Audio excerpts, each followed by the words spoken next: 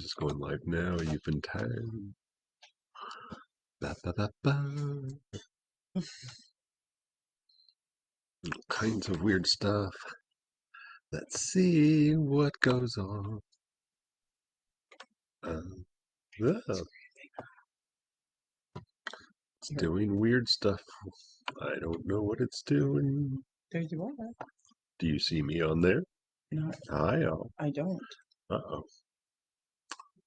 I've got to find the chat. Yeah, not so much. Hold on.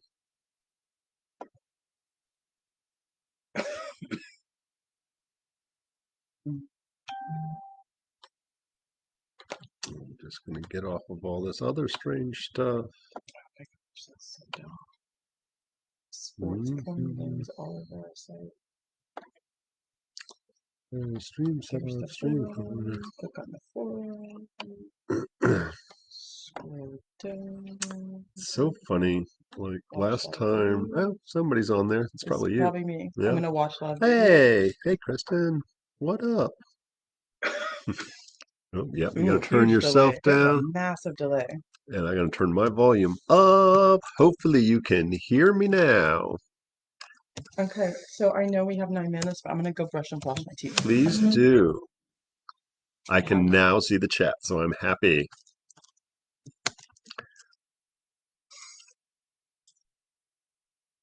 Sorry, we were stuffing our face with dinner right before we logged on. We'll get started here in about 10 minutes. Hey, Maddie.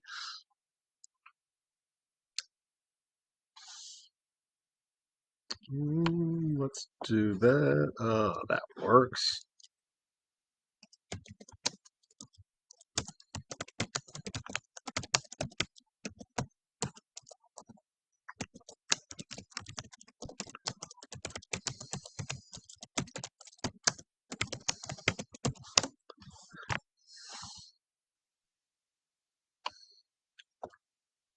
I'm not sure why it's doing that. And we've got a few questions. Of course, it's the Brittany all the time, all the questions on here. So she sent us a nice list there on the event page. And, wait 5 minutes, but feel free to put any other fun random questions or thoughts that you have in there. And we're in a different location. We're actually in the classroom today because we've got patients late, and I didn't want to disrupt the patients getting seen today. So everybody gets to see the classroom, but not the cool herbs behind me like we've had the last few times. Hi. And the dog came with us as well. Hi. Hi. Hold on. Hold on. Oh, you can wait like that. You'll be fine. And luckily, the camera only shows the upper half of me because you're naked. We not so much. We spent the day here in the garden at the school doing all kinds of good stuff. Hey, Natasha. Oh no. And we had a gang of folks from Eckerd College that Kelly Legacy. Legacy, yes. Finagled, and they came out here and busted butt. We filled up all the raised bed planters and got them planted with food and medicine, cleaned stuff up. So, all the people who are coming to take class, there'll be snacks out there they can pick themselves. We had a nice little raised bed going on the one side, so now we've got stuff spread all over the place. I wonder if this dog thinks that he's begging for salad. I'm sure he is. So, really for those of you just coming on, we're going to get started right at 6, like in 5 minutes. Sweet. Okay. Hmm. Do you only have, that's the only charger you have? You can take this one. I'm fully charged. I don't have one with me. Here you go. Was that the one that was here? Yep. Okay, that's the one. There you go. And I only need it. We'll pass it back and forth. Mm-hmm. Hi, I'm good. sweetheart.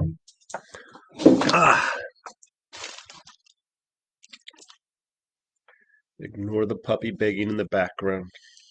He thinks there's more snacks up here. He wants my salad. Does that make sense? That's right. He's a veggie dog. Okay, I'm gonna start writing down the questions that Kristen has that question. I'm gonna start Ooh, writing them down. yes, Okay. please. Hey, And Kristen, then we'll get started on that here I in a just minute. did a It's a whole good talk one. about false unicorn last Well, Monday. then I'll let you answer that. I'll throw in my 2 cents worth. I'm pretty sure that Oh, I gotta digging in read your this. bag is not gonna produce my notebook. Probably not. We have twinsy bags. Okay, so start scrolling, dog. Do not sit here begging me for my salad, you weirdo. That's not gonna happen. Huh. All right, no, that's good questions, Kristen. We'll definitely talk some about that. So let me. How does yours look like that? Can you make mine look like that? No, Like because you see I'm how the host. big that is? I'm the host. So I can't see. Hi, come on up here. Come on. You gotta say hi to everybody. Oh my God, there's a drooly dog. You don't have to put your drool on the camera. Gross. Ew. Okay. Questions about false unicorn roots. Yeah, we'll talk for days about that. Oh, it looks like we got a few people on. Wait, come up. Come on. Here, Cody, you can come up here. Come on. There's room now. And you're not slobbering quite as bad as you were. Oh, you don't want to show off? Sure. Come We'll on. talk about. We'll just have a discussion about false unicorn root. Yeah, we can just have a talk about the United Plant Saver and all the other cool plants that are threatened for a variety of reasons. Okay, and That then came up today. we'll go through this and I'll class them up as we Yeah. go. And then as you guys start to sign on, if you have questions, let me know. We've got a couple people on there. We got a couple minutes. We do need to make sure they understand what a big delay it is and to shout That's out okay. for sure. Always look crazy. There's on no these more things. snacks up here, beggar face. He wants my salad. He thinks it's something good. Of course it is. It's good and we good all for know us. it's not. Maybe not for him. Yeah. Ugh. Oh gosh, Bob, I always look crazy. My finger always looks a little numb. Move myself around there. There we go. And So if you're just coming on, we're going to get started here in 3 or 4 minutes. And bless you. If Renee doesn't frighten us all off with her sneezes. And if you've got any questions, go ahead and post them so we can consolidate them and slot them in all the right places and stuff like that. Did you get any online? Any more than you already have? Yeah, nope. Looks like Kristen's the first one on there. Where are you these days, Kristen? We can't keep track of you. If you're about to grow some unicorn root, I'm guessing you've moved up north again.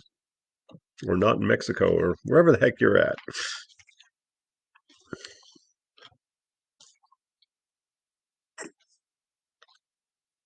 Because the delay, she's I just know. doing it right now.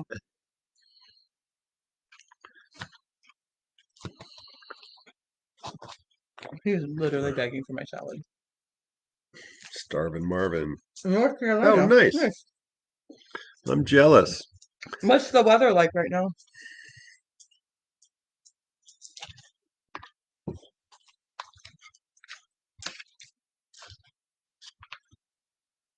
I have dog slobber on me. Gross. Back that up a little bit. It's not COVID. There you go. That's grossing me out just thinking about it. Here's another one. I'm fine, thank you. All right. We're just coming up on 6 o'clock, so we'll get started. If anybody who is viewing This is Renee over here that you has hear any but can't see. questions about life or herbalism or acupuncture or dogs, please feel free to keep putting them on, and I will type them and write them Hey, and break in as needed. I dropped. Oh, Renee's gonna be. got a good answer. I was gonna say Renee's gonna be talking a lot tonight. All right. Really good answers for this. Awesome. Herbal eye drops. Yeah.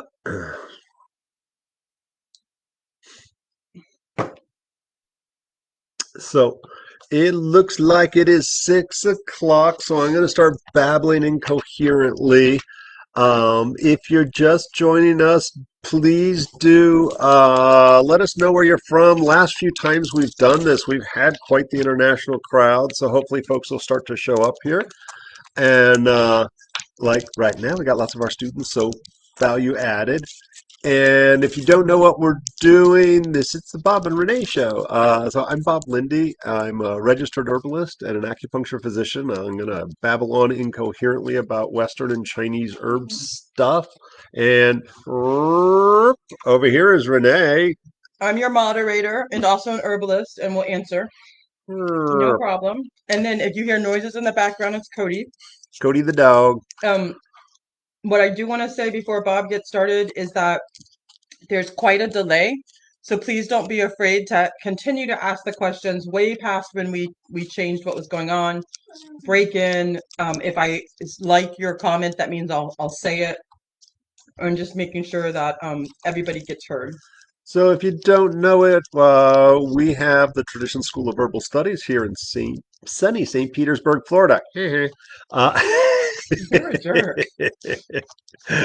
oh, I know. I think I got some sunburn today out there. Um, this is Hopefully you're wrong. this is why we live in Florida. If anybody wants to learn more about the school, you can check us out on our YouTube channel, Tradition School of Herbal Studies, or our website, traditionsherbschool.com. We've always got classes, and yay, COVID, it forced us to go online, so we're doing more and more work online, but we still have in-person classes in limited numbers.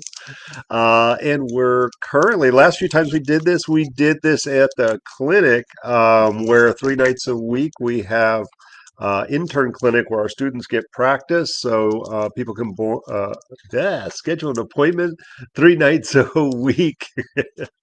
um, for a reduced rate, it's only $10 to do an herb consult. We also have acupuncture interns, which are a little bit harder to get in because there's not as many of them, and they're only there on Monday nights. And of course, 6 days a week, we have 4 acupuncture physicians, all good herbalists, as well as herbalists and spiritual practitioners there who are skilled in a number of modalities. So they're there any number of different days and evenings. So you can find out more about the clinical aspects at acuherbals.com, or come on in and check it out. Lots of people don't even know that we've got a plant nursery in the back of the clinic, actually. Lots of people don't know single items about it. If you know it for Yeah, Acu, you don't know it's a school. If you right, know it for right. the apothecary, you don't know it's got crystals. And I'm totally stalling and babbling incoherently, for a few more people show up here before I start rambling over some of these questions. Um, If Brittany's on, could you give me the thumbs up? I think Because we don't want to answer your questions without you being present. I think she might have been the first. Oh no, Kristen was the first one on, I think. I don't know if I saw her on yet or not. Mhm. Um, so yeah, we've got classes going on all the time. We're Thursday night, Fridays. We oftentimes do a free class, or sometimes we're out doing an herb walk or something else interesting. And then we teach most weekends, both part of the Chinese herbal program. That's a 2 year program that starts every November, or the Western herbal program that is just shy of 2 years. It is broken up into 3 segments. The 101, which is an intensive that I think everybody on the planet, quit your begging. Everybody on the planet ought to take a 101. It's what I always say, it's what your grandmother used to know, but we all forgot when CVS showed up. One's happening tomorrow morning. That's right. We got one tomorrow. I think we're full in the classroom, but we've got space online if anyone wants to sign up at the last minute. And we've got some more coming up in April or May, if I'm not mistaken. And there's cool classes on flower essences. We've got a 3 weekend series on flower essences, all the way from beginning uses for self-care all the way through to practitioner, where we start to learn how to apply some of the flower essences on acupuncture points and other cool stuff. We've actually played with that a little bit in student clinic. I know one of our graduates of the Western program, an accomplished herbalist on her own, and just about done with the Chinese herbal program. has been making some flower essences to put on the acupuncture interns' points on one or two of our patients there. All right, I think I've babbled enough. I said YouTube, I said our website, our school rocks, interesting classes. Dog. We got a dog banging like a fool, and we've got Crystal Grids coming up Tuesday. Always a Thursday or Friday. Why did I say Tuesday? Thursday, yeah. Crystal Grids is online and in person here. So if you're just joining us, please, if you're not here from St. Pete, let us know where you're from, because I just think it's cool that we have people from all over the place. I know we had Canada and Europe, I don't know, other interesting places. A few folks from the Caribbean over the last few months. So And one more time, if Brittany is there, let me know in the message so that I don't want to answer your questions without you being present. well, I see Maddie, I see Kristen, I see Yeah, but it's Tabitha. only if they commented. Yeah, I know. Hmm. Um, so let's go ahead and grab a question or six. Um, Okay. you heard of the school Institute of Chinese Herb? Yes, I have heard of the Institute of Chinese Herbology. I haven't taken their classes, and so I don't have an opinion personally one way or another. I know of the people who teach it. Of course, my school's better. No, I've heard the folks who are teaching it are very well respected in the industry. How their program's set up and all of that, I'm not really sure. It's funny. I've seen a. I looked at their school a long time ago, and so it's similar to our school. I'm not sure they have clinical practice, but I'm sure it's in depth and very classical Chinese medicine. Where mine is, it's always funny. The TCM versus CCM is one of the big debates about stuff. So classical Chinese medicine focuses in on the Shanhunlun and some very oftentimes lineage aspects where TCM is more the way most of the acupuncture schools are geared, and it is a standardized process when the in the last 50 years they tried to get a consensus on a lot of the stuff, and so our textbooks in English are written on that, and the board exams here in the US are all based on the TCM. And so a lot of people who do five element or classical Chinese medicine have to kind of go back and learn the TCM if they're taking board exams as And acupuncturists. I'm not sure if this is accurate, but I think they're mainly an online program. Hmm.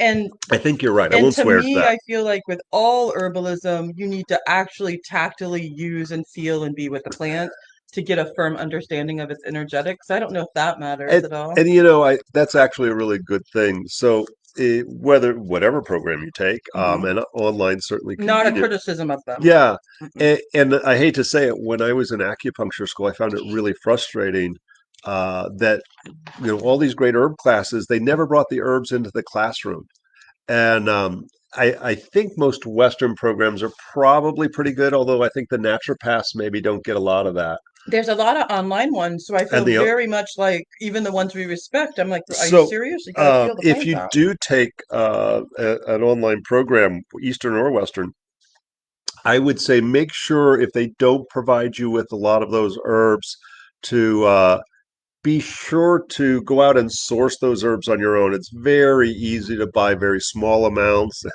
Nobody, a lot of the commercial wholesalers, it's pound dosages only. I'm sure if you emailed their apothecary here at the school, they'd be happy to make up like little 50-cent bags or something so that you had the sample pack of the herbs that you We were learning. we always do. Yeah. Tabitha just says one of our students just says yes. That's why she makes the drive all the way to St. Yeah, Pete, just right. the hands-on. Thank you so much for the compliment too. You get a gold star today, Tam. And it's funny. We grow a lot of both Chinese and Western herbs here, and for me, I don't even count how many years I've been doing this now, and I continue to learn. I actually, and I'm a little bit of a nut job. I still study 2 hours every day, trying to learn new stuff or different stuff. Um, But one of the ways I feel like I've learned to understand a plant, not just memorize what's in the book, but one of the ways I've learned to understand the plants is to grow them. And as we watch a plant go through its life cycle, as we harvest its root, as we smell or taste the flowers, we look at how it interacts with the other plants around us. Honestly, I think that gives us a unique and different understanding that goes back to some of the, pardon the pun, the roots of herbalism.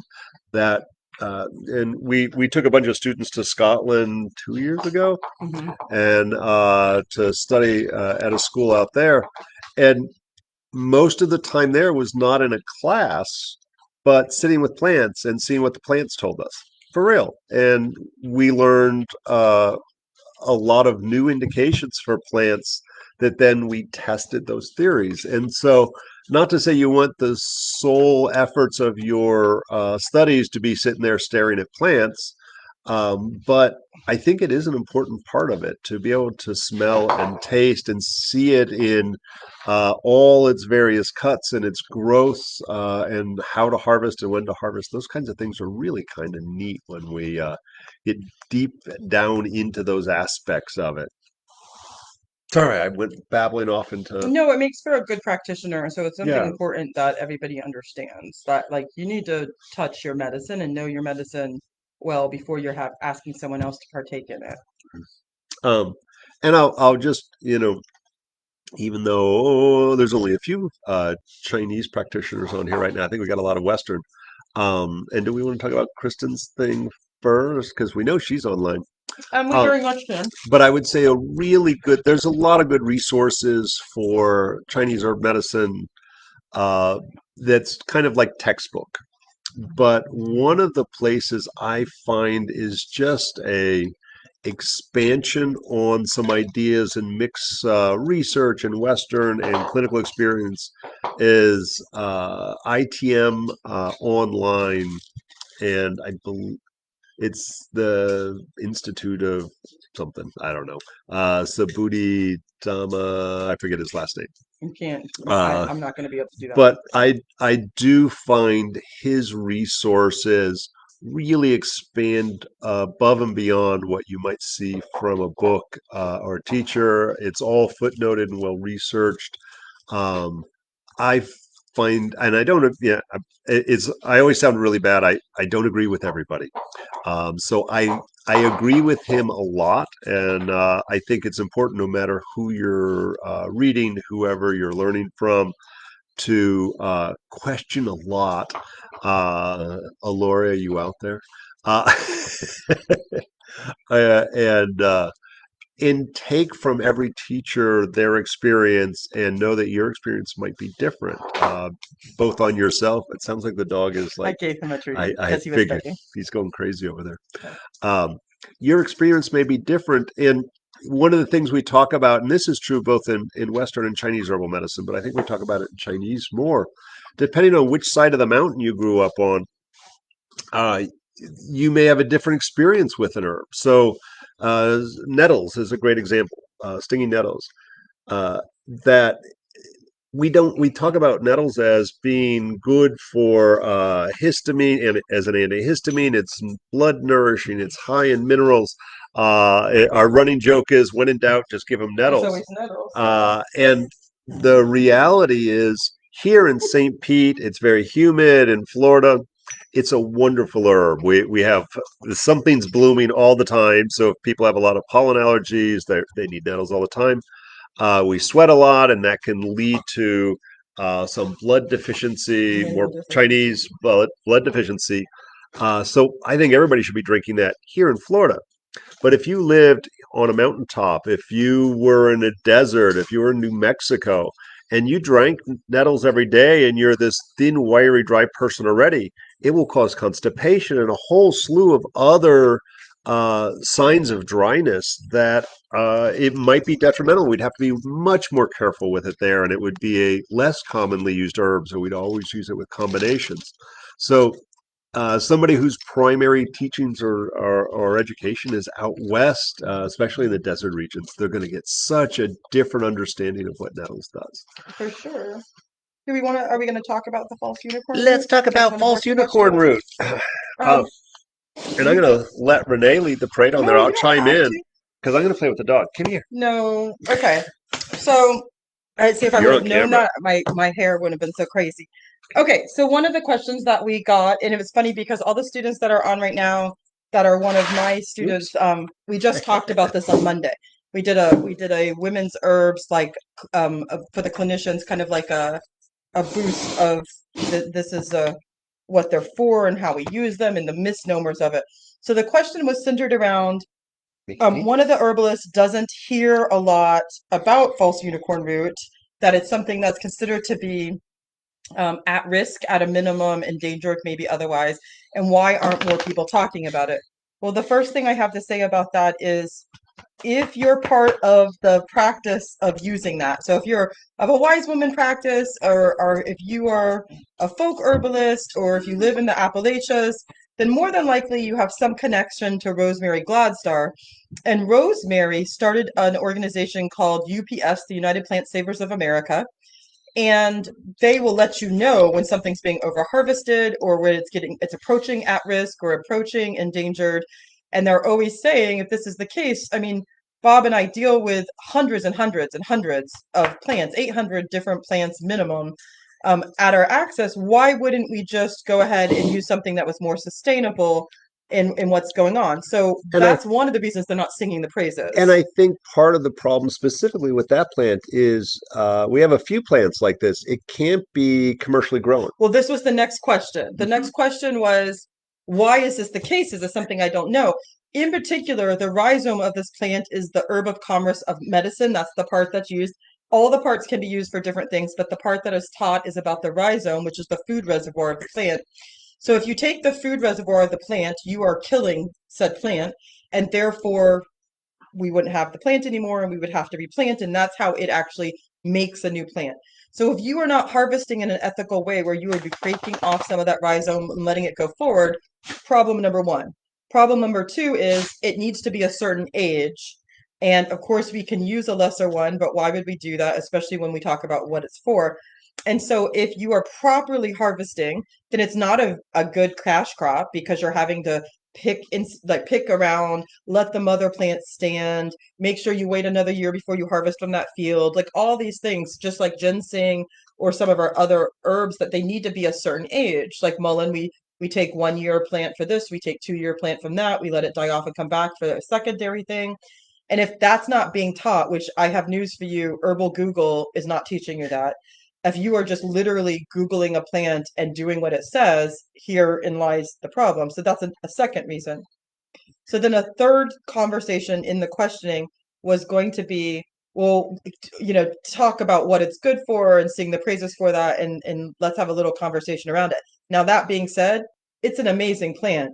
Um, It's most beautiful too. it It puts it out this beautiful, like feathery unicorn stalk. it is a very beautiful plant. Its most famous call to action would be as a hormone stabilizer. So one of the best things that it works on and supports us with is when we have been on birth control for a very long time and we would like hormonal birth control and we'd like to come off and we would like our hormones to regulate. And so that's something that's a huge issue nowadays because young girls are put on hormonal birth control because of things like PCOS and just really bad menses problems. So they'll just put them on birth control as a way of regulating it. And then what they don't realize when they come off, like when they're in their 20s, their body goes back to the place we put it on. So you turn into a 14-year-old in your menses immediately, and you go wackadoodle crazy, and your hormones go crazy, and it can lead to all kinds of things. So that's a huge help. And Kristen, I think you said that you're trying to grow it right now.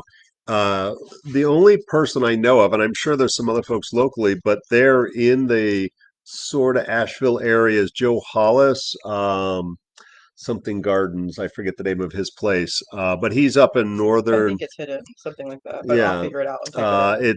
it's up in North, right on the border, North Georgia or North Carolina. And if you want to specifically learning about how to grow it, because for him, he was quite specific that there was a very specific altitude range and tree line range and where in the terrain features it grows.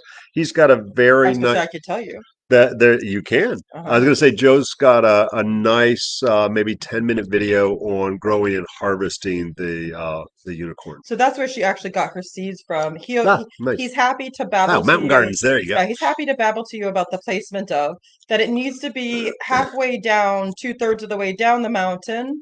It needs to be just out of just into the sun break, so it's getting dappled and towards a running water, almost like the Solomon seal, but not quite as wet. And so it's a very specific thing, and that's fine. And definitely it's something that has been overused. Now you talked about, like, I'm looking at your comments. You want to know why you need to protect it. Well, this is why. And we talk about this for many, many other reasons. That when you can go to Walmart and buy it in a capsule on the shelf, that is not sustainable for any plant. It just isn't, because that's too many mouths to feed, so to speak. So if we can go and get this mainstream, if it's touted as an infertility plant, if it's touted, especially in the future of transgender and hormone issues, as a thing that would help increase hormones one way or decrease hormones one way, or if it's said to be an aphrodisiac, or that you would get multiple births. I'm saying this because these are all things that are said about unicorn root, false unicorn root. It's on the shelf in Walmart. And so that means that's it. It's not sustainable anymore, period, done. Because it's just too many orders to fill.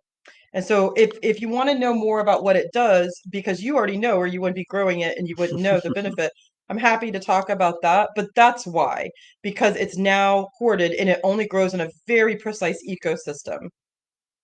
And we mentioned United Plant Savers. We get asked a lot about some of our favorite resources, and more importantly, organizations that we support both individually and as a school. Um, the one of the things that United Plant Savers (UPS) is a wonderful organization because they're trying to ensure that our plants will be there for our children and our children's children, that there's always some level of preservation. They have individual gardens. We have one that are considered United Plant Savers We have a sanctuaries. Yeah, we have a And UPS garden. and Love it. they have many acres on as well as part of it, and are constantly propagating and spreading the those plants and the seeds of those plants. And so they're a really good organization. I would say probably for Western herbs, but I would say for Chinese herbalists as well, the American Herbalist Guild really leads the parade. They are a professional organization for herbalists. So we encourage all of our students to work towards professional membership. But even if you don't want the fancy RH stuff, Mhm. just making sure that you're a member and you're supporting, whether you're a student or a professional out on the town. You can have either student, general, or professional membership on there, and they're constantly morphing to meet the needs of herbalists of every tradition, and so that's really helpful.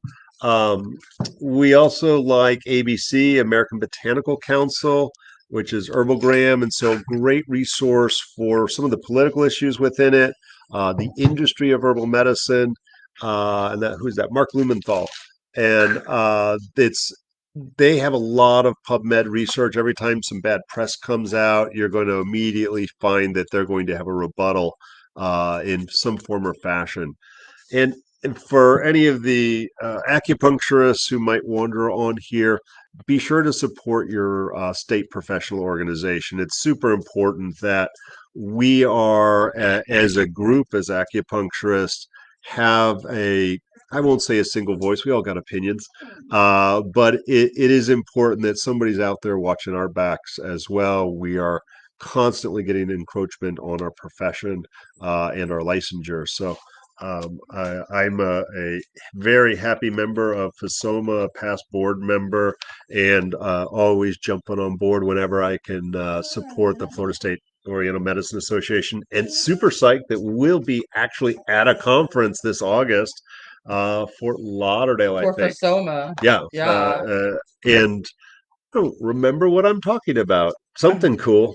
Oh, you know It what it was is? sexual health, No, or no, what that's was what it? we did last What was year. it? We're actually, it's one of the questions we got here is talking about digestive health, Oh yeah. specifically about deficiency of stomach chi. Really, it's code for, in my case, I'm going to talk around the idea of low stomach acid and how that impacts us as acupuncture and herbalists. Oh, I have spines all in my arm. We What do a bummer. have I'll help you get them out later with some tape.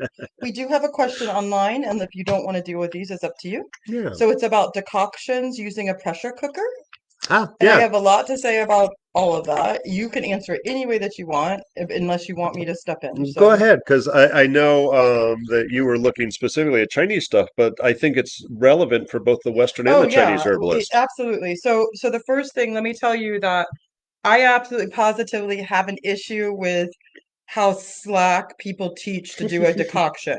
So that if you really take the time and effort to properly decoct something, it's a labor of love and it's arduous. And what I can guarantee you is no normal person's going to ever want to really do it. And so there's always these shortcuts that come with it.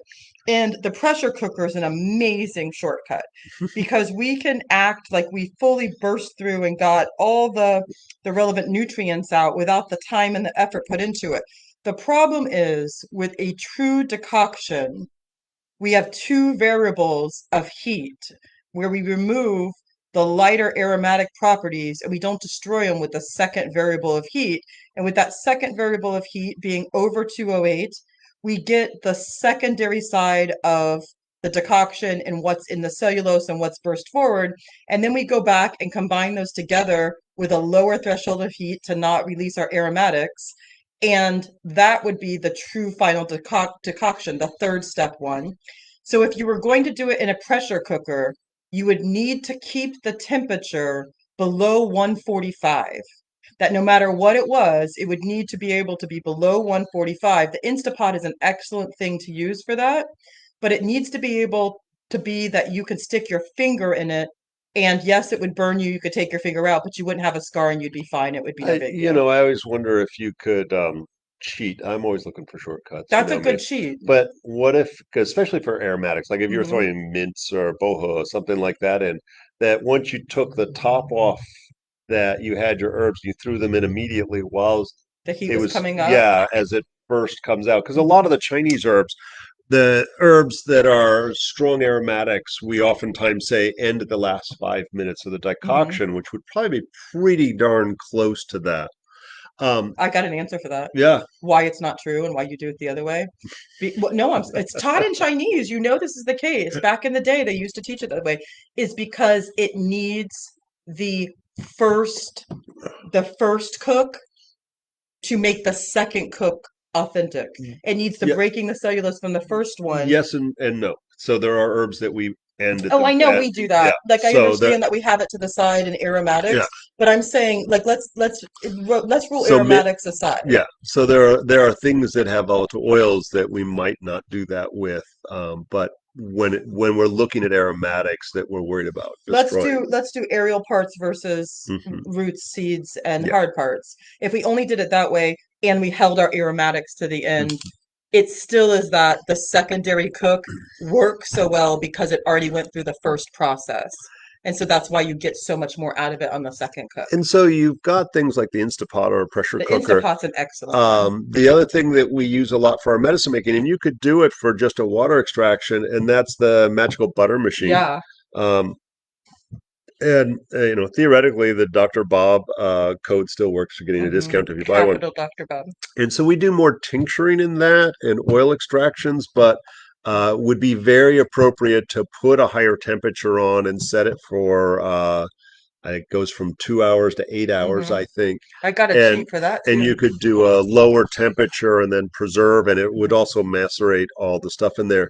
And you might be referring, they've got some machines in Chinese medicine Hmm. that are super cool. They're about 5 grand, I think, when you get it all together, where it decocts and bags the herbs. Hmm. And We so just got one. individual day servings of a decoction. And I'll tell you, I've received some of those bags. I don't have one of those machines. It's on my Christmas lists to have one of those sometime. One of the things I've found is they there is a challenge to marketing that. So if you're doing a high enough volume of business in your own store, that's fine. But there also opens up the door to some additional legal requirements if you're actually cooking the Like herbs for making your food. clients. Yeah, so you're Yeah. basically making food, so you do need to get and another inspection, and whether or not, like personally, it's vacuum packed, blah blah blah. I'm sure it's totally safe, but there would need to be some level of guarantees or expiration dates put on there to be shipping those out.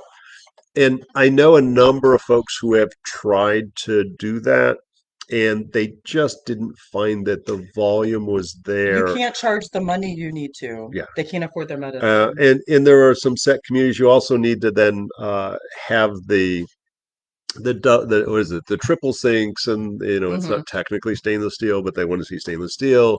So there's a number of new regulations that'll come up, and I know a lot of people skirt it and they just do it in the back and don't tell anybody, but it does limit your ability to market it.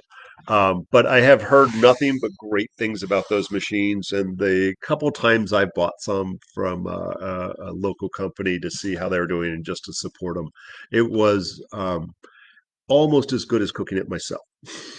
Let's just say that.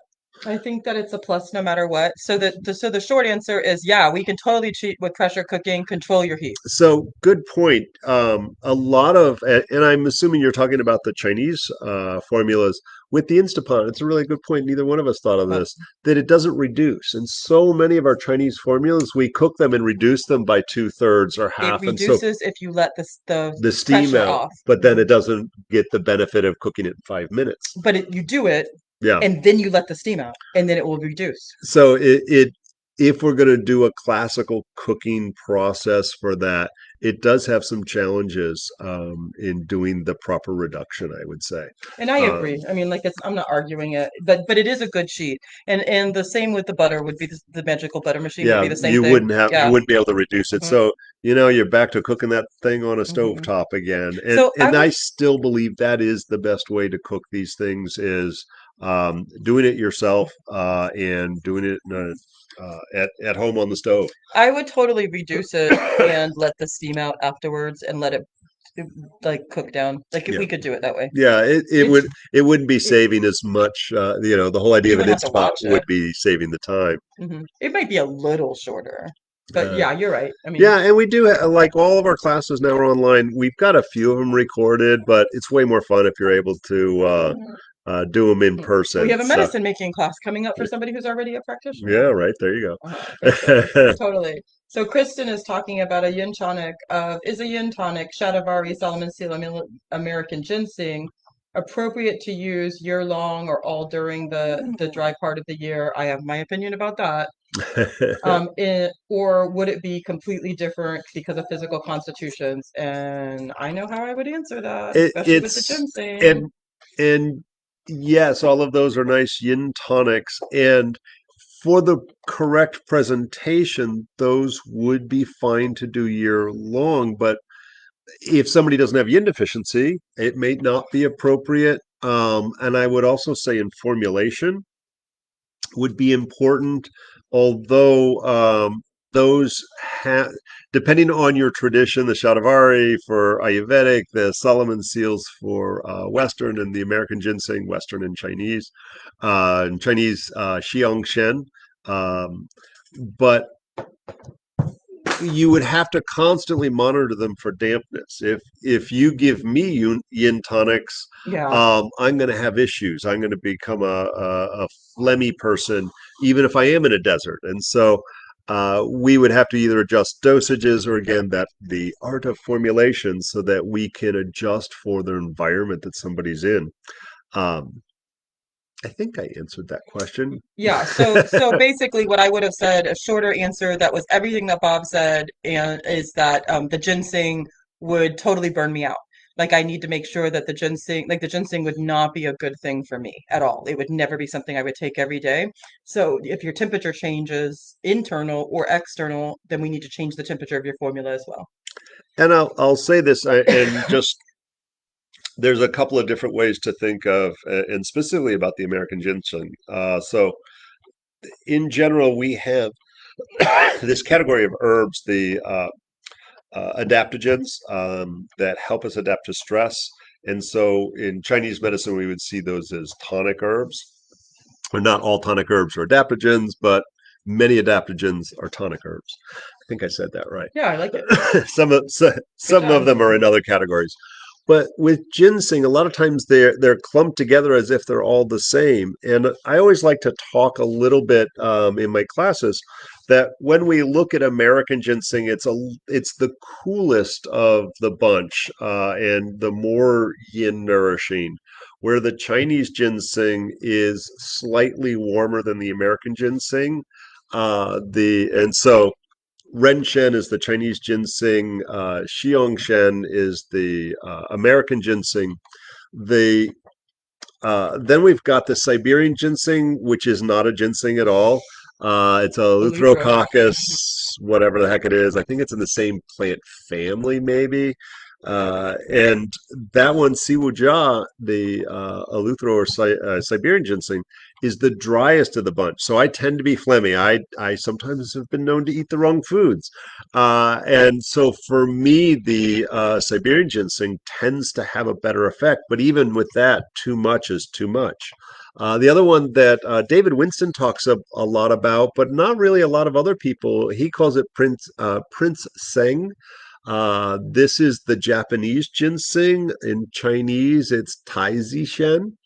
And this is nourishing more to the lungs. So it's more along the lines of the American ginseng that it emphasis is on the yin and specific for strengthening and nourishing the lung yin.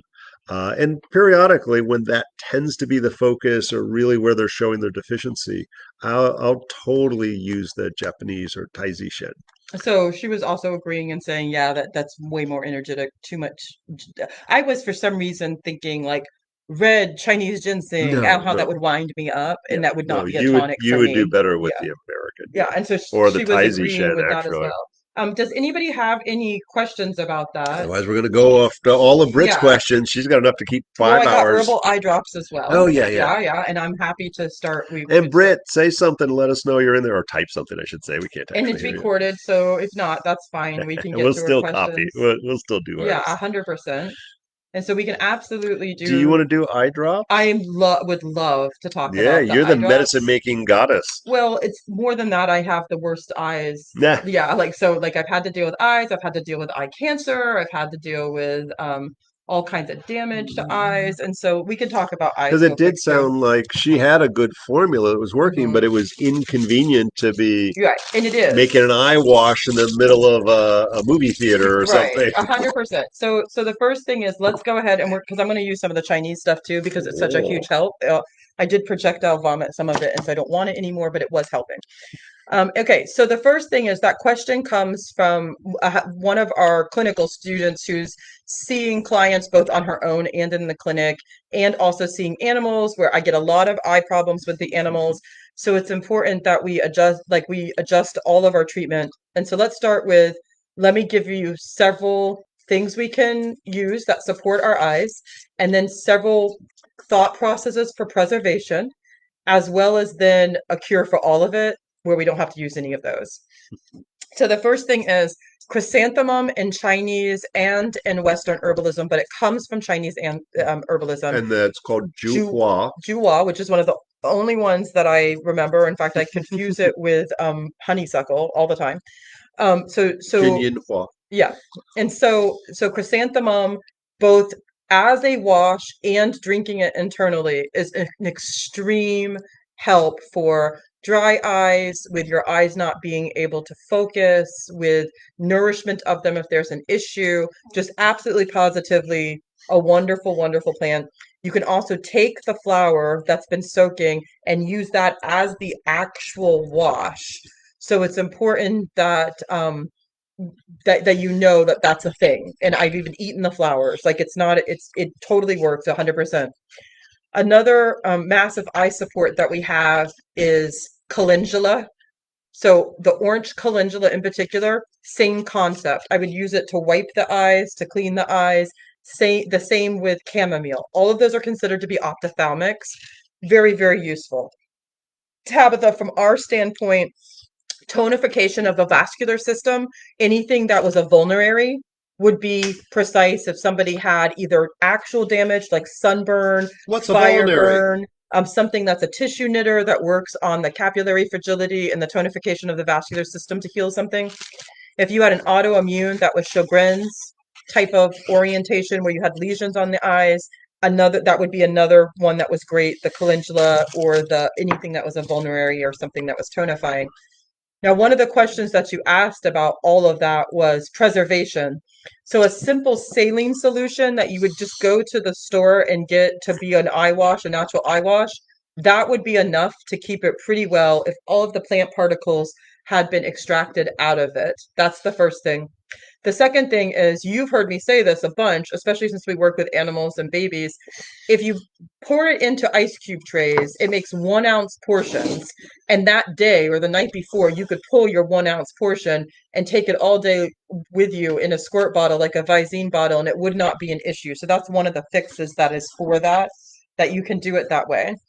But, oh, the bilberry. Yes, Kristen, of course, the And bilberry, goji 100%. berries, Yeah. gorchitsa, So a lot of people are allergic to the goji because it's a nightshade. nightshade. Yeah. And so I don't use the goji because most of our eye problems, unless it's a physical damage, is because of some kind of autoimmune thing. MS, muscular dystrophy, Sjogren's, some kind of chronic dry eye. So I don't use goji berry at all for that reason, but the bilberry's phenomenal for it too. So a fix to all of that, 100%, even with the eye cancer, with many, many people. I was reminded this. I did a consultation 1 day ago with somebody who had helped 10 years ago and had surgery, all kinds of things happening. And the thing that fixed her and the thing that always fixes people is honey. Plain and simple, just honey. That's true. Yep. It was eye So cancer. I Yeah. would get, yep, I would in no way use any of those things, and I would just carry around a squirt bottle of honey. And it does burn for a few seconds, but so does all the over the counter eye drops and the prescription ones that the doctors give you. And it will immediately clear your eyes up. It will help if there's an infection like pink eye. It will help if there's an autoimmune. It can shrink any kind of swelling, so tumors or vascular system, and it's antimicrobial. So it's in there doing its job and soothing it. And if you ever doubt that, put it in one eye and don't put it in the other. And the next day when you get up, you'll see better out of the other eye and you'll be like, holy crap, it works 100%. And so I can give you all kind of tricks as to how to get it actually into your eye, but I just drop it off a dropper into my eye and it fixes it nearly immediately. So I don't treat any of the things that are wrong with my eye, including the lesions that they think are on the back. If I have a problem, I just smear some honey in it. And so it's something that's really easy to do. So I hope that that was in some way helpful. The honey is an amazing thing, and I've used raw as well as not raw, even though everybody would say use raw. And I don't care if it's manuka. The only reason they say manuka is that's the one that they did a study on.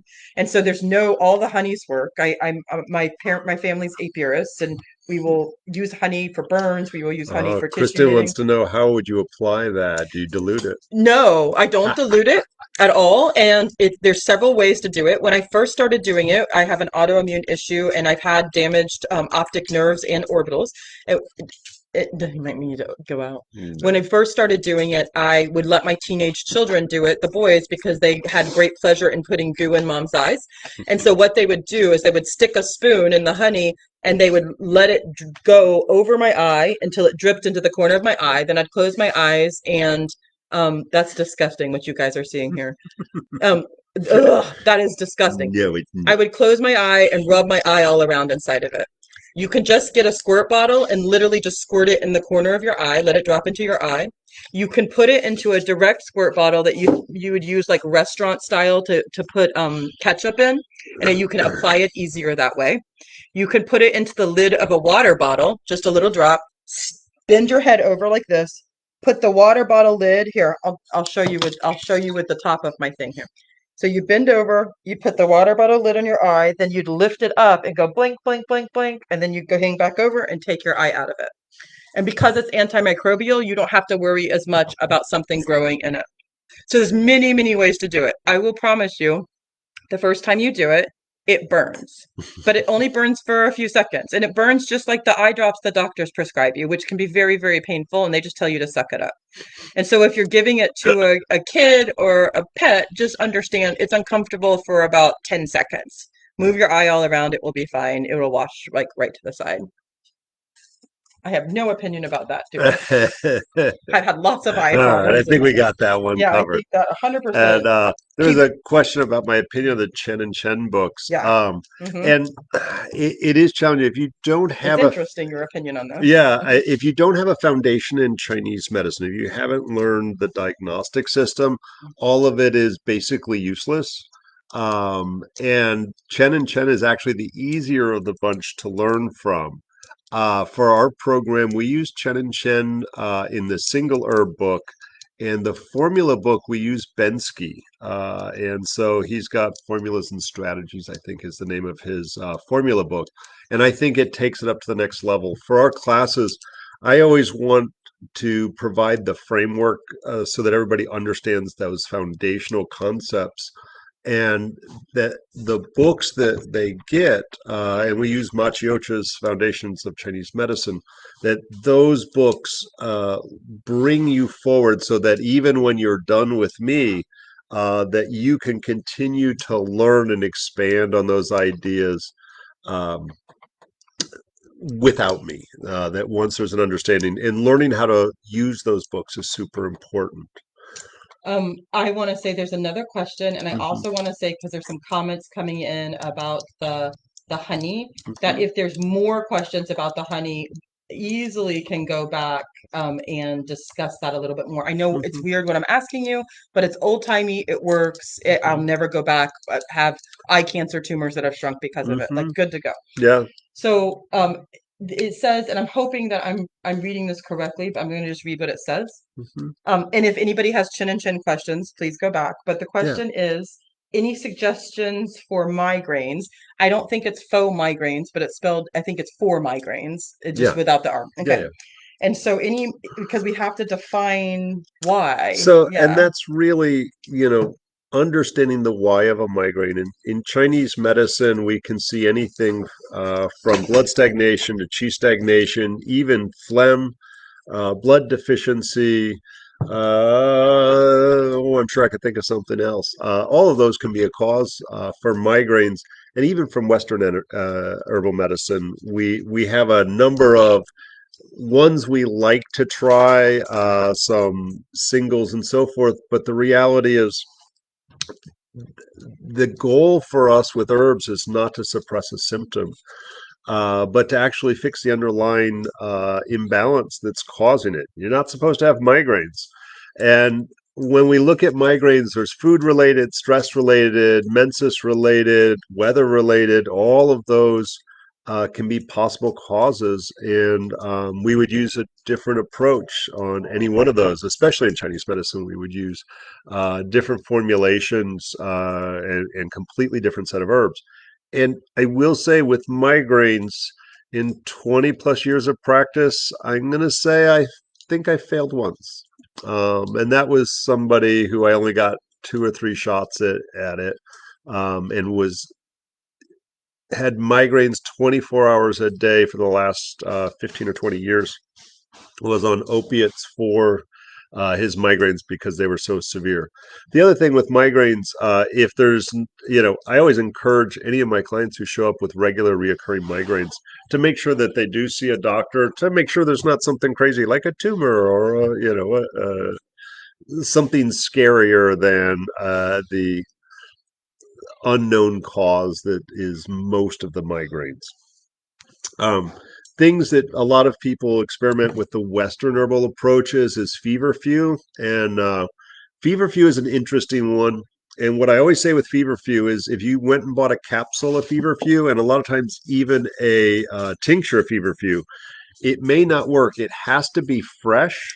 And if you're like, yeah, well, I'm not going to grow any feverfew here. It's a beautiful flower, by the way. That you have to get fresh freeze dried in How either the about capsule. if it's tincture fresh? If it's tinctured fresh, that's fine hmm as well. The other thing to look at is just generically is magnesium. But after that, it really comes down to the how come you get migraines. It could be as simple as you're spending too much time in front of a computer watching videos of people telling you stuff. Uh, it's just teasing. Okay. um, do we want to pull some of Brit's stuff? I just assume Brit's on there. If she's not, If not, she'll catch it we'll on deal with the it. Yeah. for any of you who coming in late or missed something, check YouTube. We will be posting this on YouTube probably tomorrow. We have the traditions I just read. school of oh yeah. I love her. No, I think she has the best She makes me questions. so happy. The Tradition School of Herbal Studies. We'll have that on our YouTube channel. You can also ask us questions. We've got Facebook, Instagram, and if you'd like to get more specific information about the program, traditionsherbschool.com. And Tricia, who is our school administrator, will get back to you with all kinds of good information, and you can find our current class schedule there as well. What else you got, Okay. Renee? So would you like me to give you the idea, like give you choices, or do you want to go right from the top? Oh, let's do an easy one. Wet cupping. Oh yeah. We're not going to do a demo. So I'm gonna take care of the watering Uh, outside, oh yeah. and so you go So talk about wet cupping. cupping is this wonderful. We talk about fire cupping, and there's lots of different types of cupping. And it's funny, although we talk about it through the Chinese paradigm, every traditional culture has utilized it. If you watch the old Godfather 1 and 2, they actually show cupping in there in Italy. It is very, very common throughout Europe. One of my classmates was from Poland, and when we started to learn cupping, when we were in class and we were first learning about cupping, she was like, "Oh my God, my grandmother used to do this to me. I never knew what it was." And so it was common in Poland, certainly, but we find it in Africa and Central and South America. So pretty much, I'm sure every continent and every traditional culture had some version of it. Uh, and oh, hey, Lily. Uh, yeah, we used to teach Lily. We used to teach the cupping at part of the barefoot doctoring, but because you can't really do it without a massage license or some similar kind of license, acupuncture, massage, may probably chiropractors could do it. Um, we kind of took that out of the barefoot doctoring. Maybe we'll get fired up and do it in clinic one of these nights. Um, Wet cupping is something a little bit. Fire cupping's cool and it involves fire, so fire's cool. Um, but wet cupping is something that the Chinese do practice, and I would say probably each of the traditional cultures do it. It is very common as part of the Middle Eastern, and I believe it's the Anani Tibbs do it a lot. Um, and so there is wet cupping hospitals in Saudi Arabia where that's their primary treatment protocol. And what wet cupping does is it will make a small incision or incisions, usually on the back, but it's not limited to the back. And then plus placing a glass cup over that and pulling out what is considered stagnant blood. I'm going to say only Google that and look on YouTube about wet cupping if you have a strong stomach, because it's kind of a bloody mess. It almost looks like somebody put a liver in a fishbowl. Um, and there's pros and cons. The idea of stuck blood, blood stagnation in Chinese medicine is a very real thing. Um, but in the same sense, bleeding was a very common therapy in the 16, 17, 1800s. Panning, Yes. drilling the hole. Yeah, drilling the hole in the brain. But that the bloodletting or blood therapies that were used then in the 17, 1800s was one of the reasons why George Washington died. They bled him to death because he wasn't getting better. And so it was, I hate to say it, they took a really good idea and then decided that all diseases are caused by stuck blood. And that's part of the mistake. It's approaching each case uniquely, looking at what the imbalance is, and then choosing the best modality and protocol in order to help the client. And to think that, what is it? When you got a hammer, everything looks like a nail. Um, Isn't that a little true though? yeah, it is, and so acupuncture's not the cure all for everything. Herbs, if you're having a heart attack or your arm just fell off, you might want to go to the hospital, and herbs may not be the right approach. And so Blaspheme what you yeah, just said. and so um, we need to make sure that we're versed enough to know when our particular skill sets, our So education is most appropriate for a particular issue. so the comment, though, one of the comments was Lily's like, we were just talking about this. This is a thing. We're trying to find a class in it. Do you know where we could have a class I in it? heard there's this good herb school. I know. I Yeah, said no, I that already, I too. already, Yeah. I So already we'll talk replied. about it during So breakfast doctoring. yeah, Yeah. so I don't recommend wet cupping unless you are well trained in it. I rarely do wet cupping. I do it Okay. occasionally. Um, I want to comment because there's so many of our students on. yeah, and I let me just Yeah. finish the thought, and I'll give you an example. Um, I had somebody who had broken their toe years ago and doing martial arts. And with toes, you don't do a whole lot. And then they started exercising more. They were walking more. And all of a sudden, this toe pain came back in the general area. I happened to have just started acupuncture school. And I was like, kind of like, ooh, this calls for wet cupping because it was a sharp stabbing pain in the place of an old injury. There was even a little bit of a purple discoloration. And those are the specific indications where we would bleed a particular point. And it was fascinating because I basically took a diabetic needle and after cleaning the area properly, I did a couple of pokes and put a cup over it, and out came this black, sticky, almost tar like blood. And it took 3 or 4 treatments before we got red blood. And after, and that's over 3 or 4 days. And at the end of that, no more foot pain, no more toe pain. Was able to walk, run, do whatever appropriately. So that happened to be the correct treatment at that time for that particular issue. So yeah, wet cupping's a weirdo. Thanks, Britt. Uh, Hmm. um, you're still doing stuff. Let me. No, I'm fine.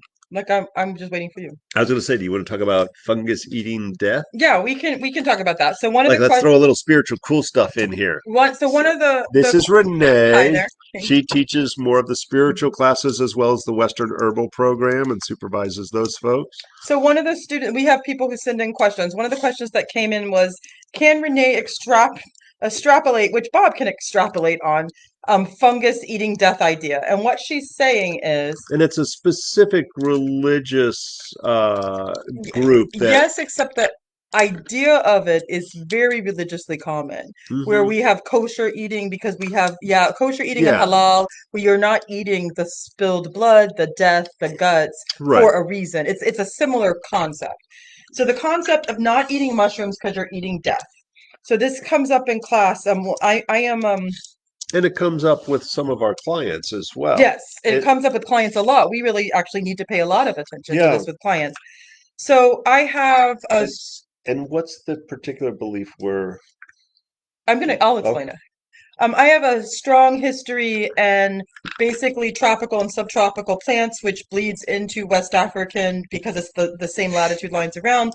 And because of that, I do a lot of work with West African religions and churches that depend or rely on herbs, so helping them reclaim some of that.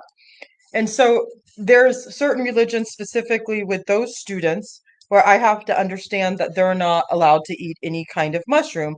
And the very layman's explanation for that is the mushrooms are responsible for eating up our death, rot, and degradation. Therefore, if they're consuming that death and that rot and that degradation. And if you don't know who the person is you're eating by eating that mushroom, there might be a huge issue. It might be like a possession. Lots of wrong can come from that. And so those religions and those cultures, we should probably just basically blanket statement leave mushrooms or fungi out of it altogether. And for my practice, that's a huge deal because the amount of mushrooms I believe you should eat is yes. Like the mass quantities you can get into your body, we need mushrooms. And so that's the thought process with it. So what they would say is that the conversion of the filth in particular, and we know this to be the truth real time. Before I came here to teach, I used to work with a community that had a link to Paul Stamets, who is a mushroom hunter and um, cultivator Researcher. and researcher, that would be able to clean up oil spills, not by eating it all up, but actually breaking its chemical chain and turning it into some useful product. So, that being said, if there was a mushroom that was eating a person that had had cancer or a person that was a criminal, like a killer, are you actually physically eating the murder because it's trying to pull the murder out of that corpse before it goes down to the ground and convert it into something else? So it's really quite precise for possession or negative connotation. It also is a lot of folklore for like witch hunting because of that. So if you were out picking mushrooms, they could call you up on being possessed in some way because they saw you doing this dirty deed. So if you were out hunting magic mushrooms, where you were trying to have an entheogenic type of relationship, like open your mind to something higher than us, you can then see that being even more of a problem. You know, like did Joan of Arc just hallucinate because she was eating moldy bread, which is what people say, things like that. Ergot poisoning from the Yeah, rye. absolutely. 100%. That's what it is. Or that peas porridge hot rhyme, and you're eating the peas porridge that's been in the pot for 7 days. Are you actually getting funkified by that and therefore having this hallucination? So it'd be real easy then to make a witch hunt for you to be the bad guy out. You ate the death, you ate the criminal, you're And seeing I could visions. see the occasional poisonous mushroom. Somebody would die. That was because Hmm. they ate death. And it could be that you made them die. If you are a Uh-huh. medicine person, you fed them the wrong thing. Did you possess them with the murder and the death? So each culture would have a connotation to it, right down to the Celts. Every culture does, but it's not halal. It's not very kosher to eat mushrooms because the idea of fungi is that it's eating disease and degradation. That's its point. It's eating what's I'll have wasted. one of my online clients is very kosher Hmm. Jewish. I'll have to ask her what her thoughts are I hate to say this, but nowadays I on don't mushrooms. imagine, She's like, pretty strict. I was gonna say, I don't Yeah, imagine Jews being huge mushroom eaters. yeah. Like I can see if you were harvesting in Warsaw 200 years ago, I could see something But like that, but I it's don't. nice. One of the things that Judaism allows for is that if it's for your life and your health, that's okay. You can ignore all of the rules. Oh, Um, I get that. If it's that's gonna like, save your life, yeah. And I yeah, was like, oh, good call. what a reasonable religion. Yeah, Uh, that's a good call for sure. the but the idea of And those their shifty Chinese, the urban right. immortality. Yeah. So it's important as herbalists that we recognize that, in particular from religious beliefs, that people may not outwardly identify, that they may have restrictions, and whether they're Muslim or Jewish or Seventh-day Adventists have certain Or issues. Ifa or Hoodoo or Voodoo or Yeah, the Santeria or IFA, any of it. yeah, that they have specific restrictions on what they can do. What's the other one? The uh, Russ Mormon. Mormon. Yes, that they can't have A caffeine. Mormon, both Latter-day Saints and Yeah, new, like old times, and so it's important that either if we're doing an intake with somebody and they mention their religion, uh, or they're or hijabbed, or or they have to or have a male with them, or or whatever. for whatever reason we suspect or they mention it in passing, if you're not familiar with their particular belief system, and for that matter vegan, um, you know, when we look at vegetarian, vegan, ovo, lacto, don't But put what if honey in those my mushrooms food, were grown on steak or something that instead of that rice? it's Or it's important that we work within their needs and respect their belief system. The joy of herbal medicine is we have tens of thousands of choices of herbs, and if one doesn't work, we can substitute it with something similar. And in order to best meet those people's needs, and especially when we talk about Chinese medicine, we expand that idea of what an herb is because we use animal and shell and rocks and all kinds of interesting stuff. Ayurvedic medicine as well. And so really making yourself aware of those things that are not kosher, are not appropriate, like mushrooms. And we have so many mushrooms in Chinese medicine and Western I herbal want to medicine say one too. more thing about it to give you the seriousness of this. If you are in the one culture that is dispersed among West Africa and some of even the Gullah, so like Angola and that area of Africa, even if you didn't know, so if you were not the priest, if you were not um devout, but you were just attending service like you were supposed to and you were practicing in the way that you knew, and you got mushrooms, you would still be in trouble. They would still have to deal with you. There would be a problem. So my point is they might not even know to say to you, I'm not supposed to have that. And so it's a thing. It's a serious problem that I've had a priest brought in from another area to speak with me specifically to make sure that I wasn't trying to dose the congregation inappropriately because they would not know, but I would. So I could give them magic, is basically what he was saying, and I could give them death in case I was against them. And so he had to come approve me and trust me. So it doesn't even mean that they would need to know their rules. So they might not know their own rules. And so just being Yeah. very mindful of other cultures and later on how that practice would go down. And so it's something that I think about a lot. And because one of the people that I'm talking about is an actual friend, a dear friend, now I'm hyper conscious of it. That if I think for any reason you're in the realm of needing to be that, like observant in some way, I kind of do a little bit of research to make sure, or I ask, and if they don't know, I'll go a little bit farther Yeah. because I don't want to set them up later And on. and literally the whole idea of mushrooms and fungus not being okay, that was a new one for me. I was completely unfamiliar with it. And Was it funny that I whipped out real quick why at the yeah, time? Like I no, knew, and I was like, oh, it's because da da da. It's da yeah, da da. Yeah. yeah. And so and a lot of people, because a lot of those African and island beliefs are, people think of it as voodoo and possess, and it's just another religion.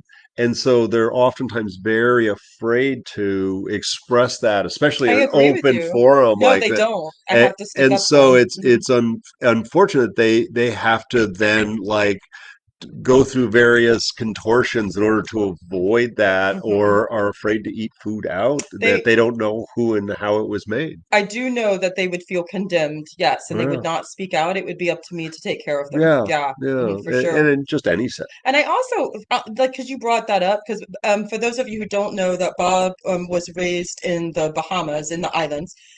I don't in my head I don't see a lot of mushrooms growing in the places you've taken me in the islands. Yeah, we occasionally some will show up. Yeah, but you see what I mean? Compared to here, Yeah, there's mushrooms flipping everywhere. yeah. So it might have been a stigma even related around that as well. Like you don't see a lot of fungi Hmm. except on a dead rotting corpse is where Yeah, you I would mean, it's see a it dead come tree. forward. It does grow on dead stuff. Yeah. Yeah, it does consume that stuff. So good. Bless their hearts, the students hear these crazy things in passing and they're like, whoa, what did you just say? And so, yeah, the other thing, not to go on more about this, the one last caveat I'll say, because of the ability to do that, I would have the ability to easily sneak a powder into someone's food that then would give them the serial killer death or like I could possess them basically without them knowing by giving them the mushroom that had eaten in the grave this certain person. So let's, Gray. I haven't seen anybody put another question up there. So Brett's gonna, win on all of No, these. that's okay.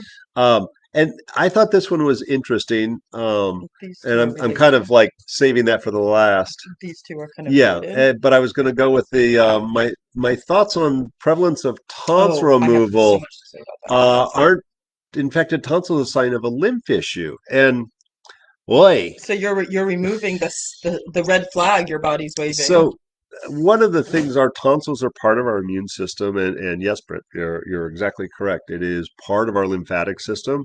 And so our adenoids, our tonsils are, I always say it was put there for a reason. And without a doubt, people end up with them. They get sick a lot. They get swollen. They end up on antibiotics after antibiotics, especially as a kid, but even sometimes as an adult. And the treatment is, if that continues to happen and it causes them pain and discomfort and missing school or work, chop those bad daddies out. And just, if your arm is in pain and none of the painkillers work, just chop your arm off, is kind of the same idea. So we have a part of their immune system that's being removed. And so not to say that you're going to burn in hell if you got your tonsils taken out, and especially since it's frequently done as a child, and as a child we don't get a lot of say in our health care. um, but for me, I always think that, yay, I'm glad that they're no longer suffering, that they don't have the chronic difficulty swallowing, and they don't have the pain and the chronic sickness. But our body is having a dysfunction. In particular, their immune system is being compromised, and for any number of possible reasons. Either we need to stimulate their immune system to make it more effectively. It could be vitamin D deficiency, qi or wei deficiency in Chinese medicine. We could use any number of different lymphatics and use a number of different types of um, external lymphatic stimulants, i.e., dry brushing, movement, jumping up and down, belly breathing, all of those. And so it could be something as simple as diaphragmatic breathing that they're not doing because they're in a stressful situation that's causing an impingement of the proper function of their immune system. I think it's very important to note that if you've had as a child your tonsils out, it was showing an underlying problem that all these things that Bob's It's talking about not being addressed. would be Yeah. advisable. Like you should be doing that your whole life after your tonsils came out. And so I would say nothing wrong with having them taken out. We don't see historically horrible side effects from that. But a I'd want to go see the crazy herbalist before I had a child operated on something that might be able to be addressed or explored with a greater understanding. Also, most of the folks who have had their tonsils or adenoids out gone through dozens of rounds of antibiotics beforehand. So even if as a kid you had those out and you're like, why did my parents do this to me? I guarantee your gut is compromised and you need at the very least, a couple years worth of The probiotics. antibiotics that went with that, plus what was wrong going on. Yeah. Yeah, And, 100%. and, there's a bell curve for your immune system developing as a child as well. Yeah. And it's very possible that issue that was underlying as a child may still be hanging out there. And so I think it's important to make sure your vitamin D levels up, that your gut is functioning properly, that you are doing good diaphragmatic breathing, that you're getting exercise, which moves a third of your lymphatic system. So that can be super important just for your general health. And yeah, okay, that's right. We're talking about herb stuff. So Yeah, I'm going to. cleavers, calendula, lymphatics. I wouldn't run right to poke. But certainly if somebody were having the enlarged tonsils before they got them removed, even for a child to carefully monitor, something as powerful as poke and toxic as poke might be correct. I have several questions that have popped up that are Okay, going good. to, People yeah. are showing up with some So, questions. so Good. we're gonna go. So Not first that we of don't want all, to answer yours, Brett. like I want to make sure that no, it's piggybacking some of this. So Okay, good. Yeah, we're gonna do several because things. they've gone past. Yeah, we're gonna go. I'm going through them. It's okay. Okay, so the first thing is back to the honey thing, real quick. We have a follow-up question with the honey thing. Okay. Okay. So, and it's above the ones that you're reading right now. So we're Okay. gonna go, what is the duration of honey in your eye for dry eye, and wondering what it would do for someone with severe asthma, constant sucking on inhalers. So the first thing is the duration for the dry eyes is only as needed. And I'll say it this way because I have done a single drop in one eye, and 3 months later, 12 weeks later, that eye is seeing better than the other eye. It's like to give you an idea. So if it's a one-shot deal and it fixes the problem, solid. If your eyes are like that because of an oak bloom, then you'd only need it through the oak bloom and not even every day. If you have a severe chronic condition, do it once a day and see what happens. If you have a more substantial health issue, we would do it every single day, checking on it as it went forward, kind of like the cancer in the eye conversation we had. The other thing is, in all aspects for asthma, your raw local honey helps to bend some of the triggers for it, regardless of what the triggers are. It helps to settle down the histamine response that you're having. And secondarily, later on in a few minutes, when I talk about mast cells, pay special attention to that in regards to the asthma. Thirdly, with the asthma, we have effective asthma herbs that will help to bend your consumption of inhalers. And that's a whole other long conversation. We'll see if we can get to it. Okay, so we're going to go to the next one, which is one of the ones that you were seeing. So we're going to go to, you were talking about the lymphatics with Kristen, where it said the cleavers, the calendula for lymphatics, is that healthy?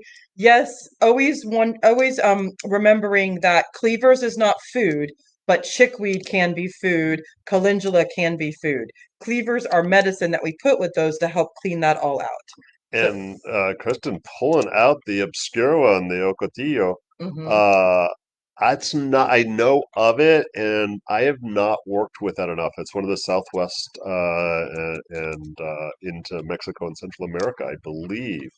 Um, and so, yeah, I'm not even going to comment because I don't feel confident.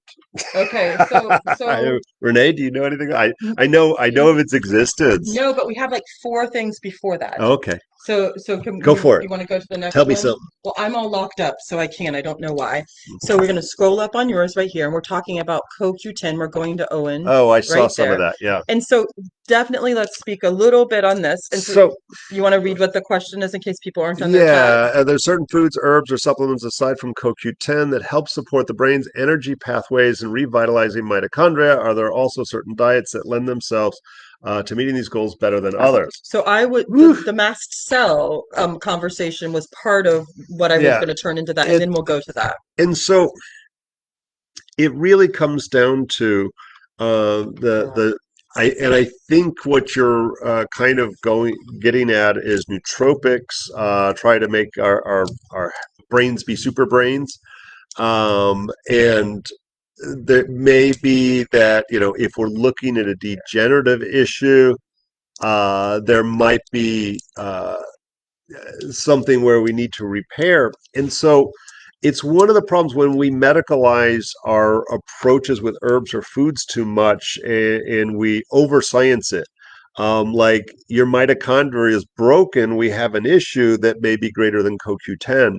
If there's something like an MTHFR, looking at the genetics of how do we, and that's part of when we look at the mitochondria and the body's ability or the cell's ability to work as a powerhouse, the methylation of the B12 becomes violent. So working with the methylcobalamin. If we're looking at brain and nerve function, we have lots of herbs that anything from improving focus and memory to that can be culinary to not so culinary, as well as if we're looking at degenerative brain stuff. So, one of the favorites, we can learn a little herbalism from Shakespeare. The rosemary is for remembering the past, present, and future, and so we can use it for both physical, current, as well as spiritual uses for recognizing the past and the future. But it is what I would say the similar to a cup of coffee and using it both aromatherapy as well as making a tea. And it's a strong, very resinous tea, but I think it's lovely. Uh, I Although caffeine is considered a nootropic, a brain stimulant, there's been research. I don't think that's a healthy thing, despite the fact that I drink a crap ton of it. For those of us who are ADD or ADHD, we tend to like the stimulants. They allow us to focus and do better academically. Um, there's when we start to see degeneration, we start to look at things like lion's mane. Milky oats has a role, especially Cordalis. I mean, not uh, the Cordalis, sorry, cordyceps. cordyceps. But also for focus, we've got Gotu Kola and Bacopa are very commonly used in Ayurvedic medicine, but I would say I use the crap out of it all the time in my practices. And it's important to move away from the medical and recognize like we don't just stuff equal amounts of Gotu Kola and Bacopa into a capsule and call it medicine. It's important to look at the energetics of both the individual and why they need something, as well as the energetics of those plants. And so we think of Gotu Kola as slightly drying, where the Bacopa montanari is moistening and colder.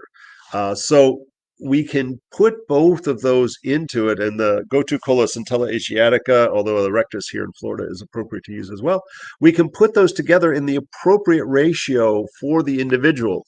I know I learned about Bacopa. There was an Ayurvedic guy at a conference I was teaching at, and I think he was teaching as well, and we both had booths. And I happened to have Bacopa in a pot with me, and so I, of course, tackled him and said, "How do you know this plant? How do you use it?" And he was very specific. As a child, they would actually mash it up fresh. And so, literally, just kind of grinding it in a mortar and pestle and putting a teaspoon of it together. And they would have that in the morning before school in order to provide focus and good behavior, and improved memory. And he was very specific that it should never be used past 2 p.m. And I know there's some very well known supplements out there that it is a key ingredient. Ginkgo, of course, is used as well. And the research on Ginkgo biloba, is very mixed. It's a 50% positive, 50% negative, and so it's a crapshoot. The reality is the Chinese, that's in Chen and Chen if you're still here. It is a Chinese herb that we actually don't use the leaf. We use the fruit, baogou. And the leaf has similar properties, if not even more drying than the seeds. We tend to use it for cough. We use it for phlegm. And so it's my belief and my practice that I only use ginkgo if there is phlegm present. And that can be interpreted many different ways. Without phlegm, it seems to have no reaction or adverse reactions because it can be over drying. Um, I have something to say, not about that. I don't know. What do you got to say? So I didn't know if you wanted to talk at all about the Acetilla. Oh, I don't have a lot to say because Yeah. it's not one I've worked Okay. with at So all. Bob doesn't. Feel free to. Yeah, I was gonna say Bob doesn't know this, but I know of it. yeah, here, flip it over here for a second. So Bob Hmm. doesn't know this, but in our traditional school, I make the medicine to Yeah. protect them. And the Ostatilla is one of the things that I use to protect them with flower essences. They don't know anything about that because I just make their medicine and hand it to them and they don't know. And the way that I know that is as what's going to be called Jacob's staff or candlewood or flaming sword. And those are all common names for it because it denotes stopping you in your path and making a boundary and holding that space where it is. And the space is passing you over to death and back, or the space is something from death coming over to you. Now, that being said, from the Apache standpoint, because it kind of grows The starting in the Southwest. land where Yeah. Apaches would have been, the Apaches would have used it for something like really bad sore throats or fevers that were consuming you and causing you to hallucinate. So wouldn't Woohoo. that be similar to you passing back and forth or seeing death come forward? So they would give you that. They would create a flaming sword to prevent you from being taken over to death and to pull that fever back. And it kind of correlates with something like the heat, like Sheichi invading. Is it Weichi? Sheichi? Sheichi is the evil chi, Yeah, it would be yes. the same kind of thing where there you would be invaded by something evil. It would keep you from that happening and pull your heat off, and so it would stop you from doing that. And so maybe a lymphatic function to it specific, kind of like we use Very endographis. specific to sore throats, like we use Hmm. in Digraphis, Yeah. because they would say your ability to call out would be bound. So if you started to cross Mm. over and you reached to call out, like if you wanted to call and get pulled back to the other side, something would close your mouth. And so they wanted you to have your voice and be able to call out to get back to the other side of life. And so, very specifically in Apache medicine in particular, and going all through the Yucatan, they will use it for sore throat. So you have the ability to call out if the fever overtakes you to get back to the living. It's a strange thing. So I use it for protection of body, mind, and soul, but physically it matches as well if you look at the science of it. And It needs to be an alcohol. oh, and I think you asked about specific diets. And we don't generally recommend a specific diet. A lot of times code for vegan is a vegetable-based diet. I think actually a vegetable-based diet, but with a variety of different proteins and a variety of different vegetables.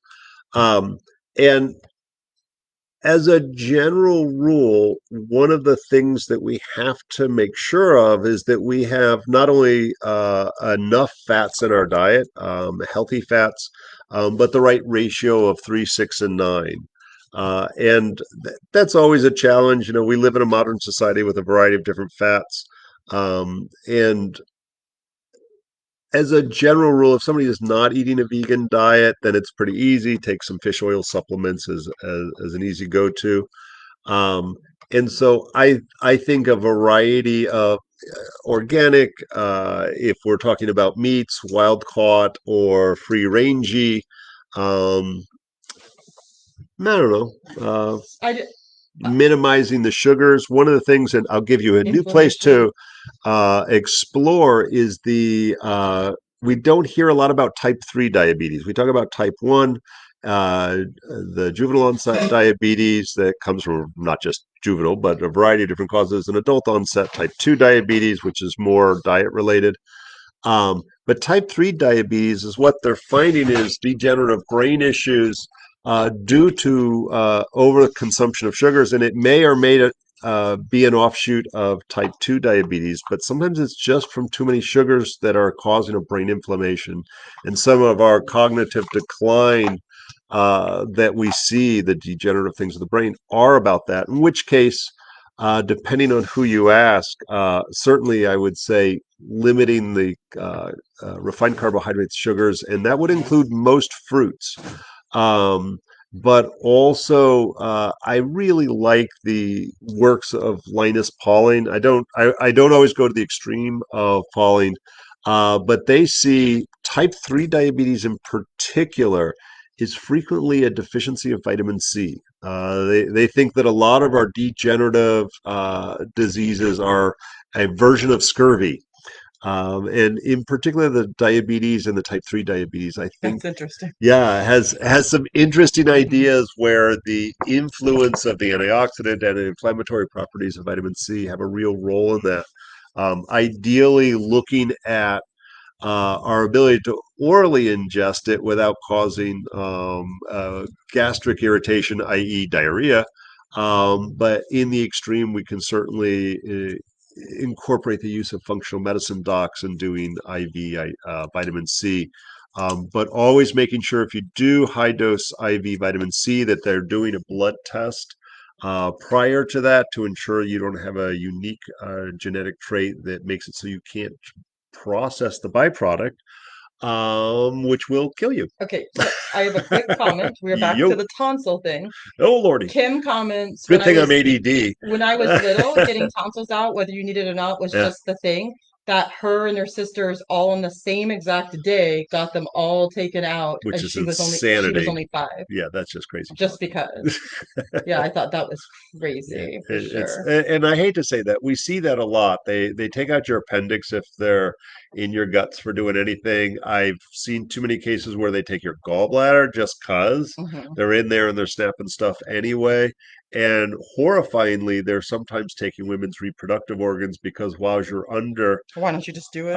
yeah, you're over 30, you already got a kid. What do you care? Mhm. And you know that's so many levels of horrific. You know, I always say the person who leaves dies with the most parts wins. Mhm. That we should hold on to all of our body parts as much as humanly And then possible. Kristen commented about our comments that Michael Moore and Kiva both use it for the similar Yeah, things. nice. And although Michael Moore says craziness like we do We love and like. appreciate him. And for anybody who doesn't know, this is not the Michael Moore of movie fame, but the Michael Moore of herbalism fame.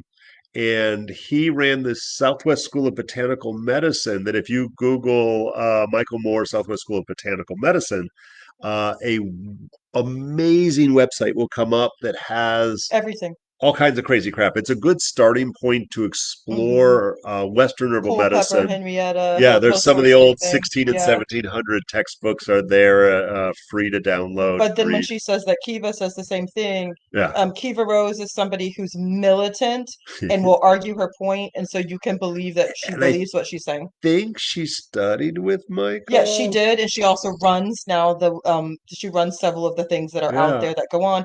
But I've always found her to be pleasantly combative and smart, smart, smart, smart, smart, and in the trenches, like actually seeing clients. And so she says she does this. I believe what she Yeah, says, and yeah. she's a trusted And person. I unfortunately never met Michael Moore, but I've heard that crazy is a little crazier than us two put together. I have a But story about but him brilliant going through the actually. garbage at California School of Herbalism. Hmm. he, he was a freaking dumpster diving, I huh? did something with our students based on his stories of being head down in the garbage. I made things for them based on that. Yeah, it's good stuff. No, everything I've heard about him is brilliant, Yeah. So good, except his body odor. good story. Yes, that his a little didn't care. It wasn't a He was priority. stanky. Yeah, it wasn't a He priority. he was nourishing his external biome. Yes, absolutely. Um, Okay, so what do we want to and go oh, and to? I hope I answered your question as best I could. More rosemary and well, that goes contrary to your mushroom talk, but the lion's mane mushroom and The bacopa, cordyceps, yeah, yeah, all of yeah. those are real winners. Uh-huh. Should we H. pylori it? We could H. pylori it and combine it with gallbladder removal and fat digestion because it might be similar as we Eh, move through it. I think that's an interesting question, and I yeah, definitely have an opinion. So the question is, yo. do you ever see H. pylori infections because H. pylori is naturally there, but when it has an overgrowth? Do we see H. pylori infections with high stomach acid, or is it always just with low stomach acid? And I know what I think about this. You might have a different So opinion than me. so when we look at the H. pylori overgrowth, what they found, I don't know, it's been a while, It's 30 years yeah, or it's a so. it's a pretty Awesome. this is a yes. Yeah. So with the H. pylori, we see its association specifically with ulcers.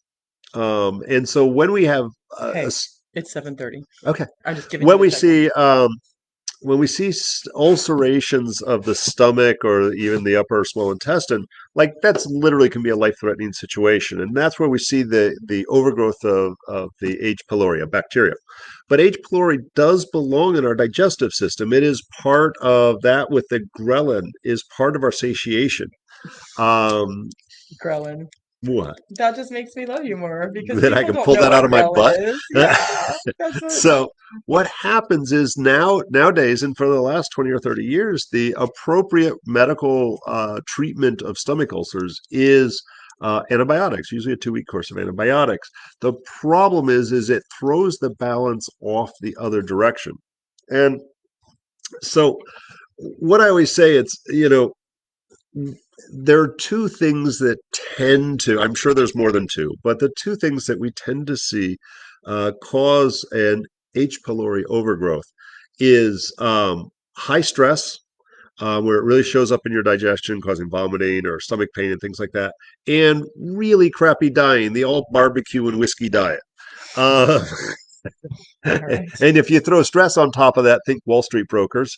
You're almost a guarantee. And think about it: these naturally occurring bacteria. I mean, we have thousands of different types of bacterium in our body, and they start to reproduce to tell us that we're doing something bad, i.e., you're putting horrific things into your belly, therefore we're going to reproduce and punch you in the stomach repeatedly until you stop, and yet you continue fine, will eat holes in your belly and cause you to vomit and poop blood and cause excruciating life-threatening pain.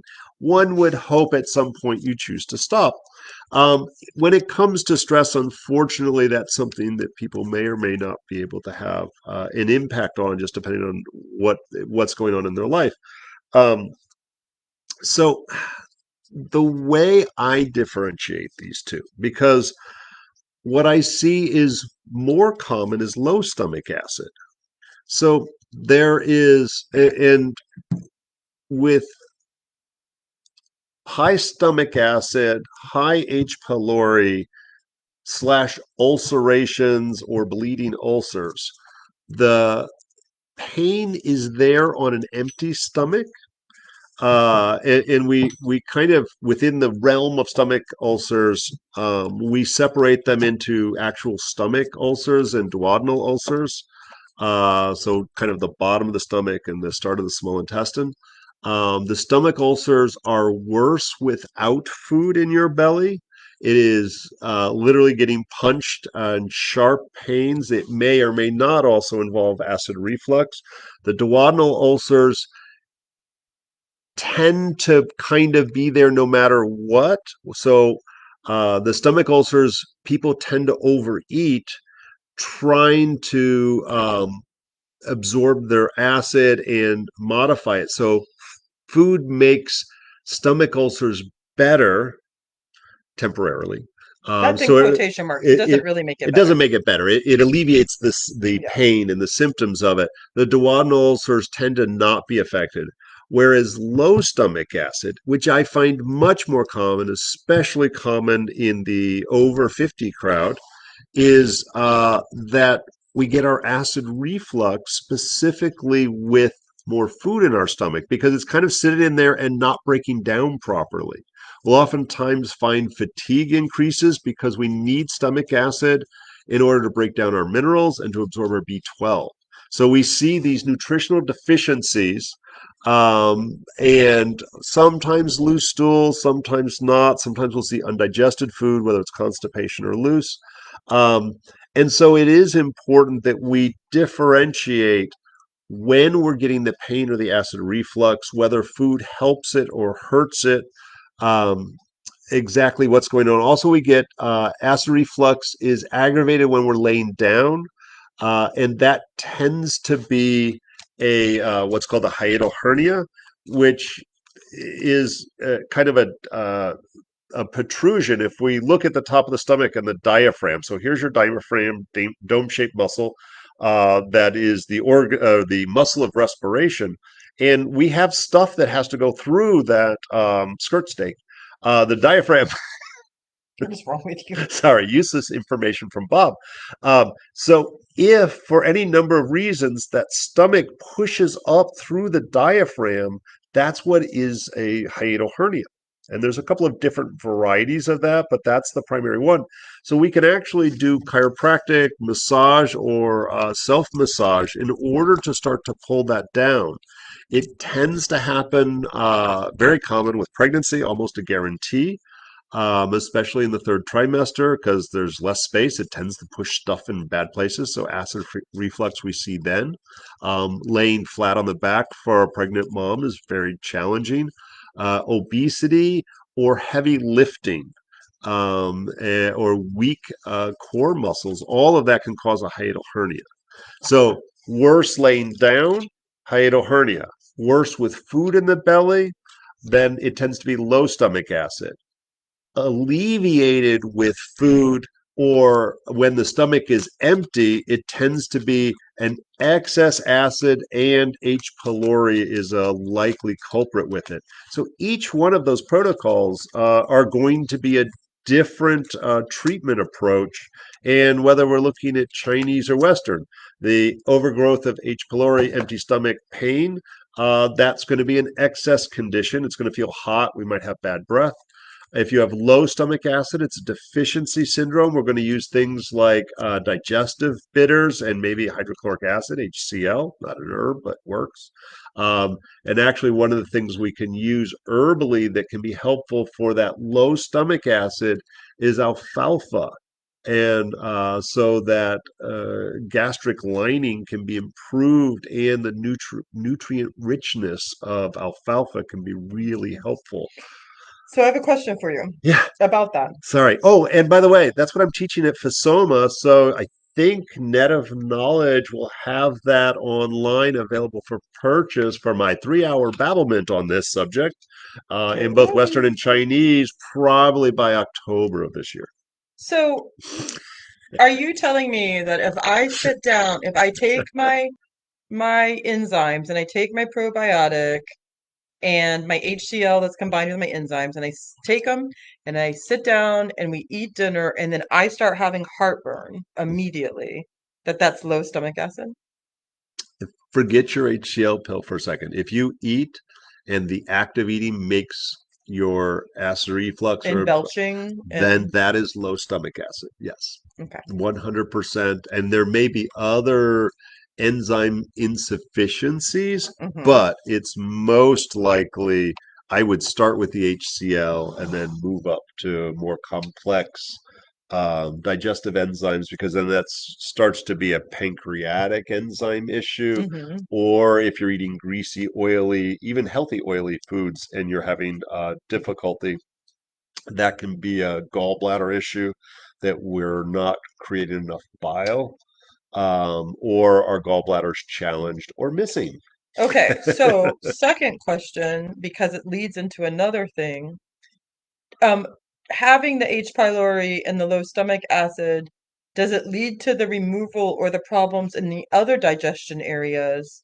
So can it mask or um, push forward something like gallbladder issues or lower and upper intestinal issues?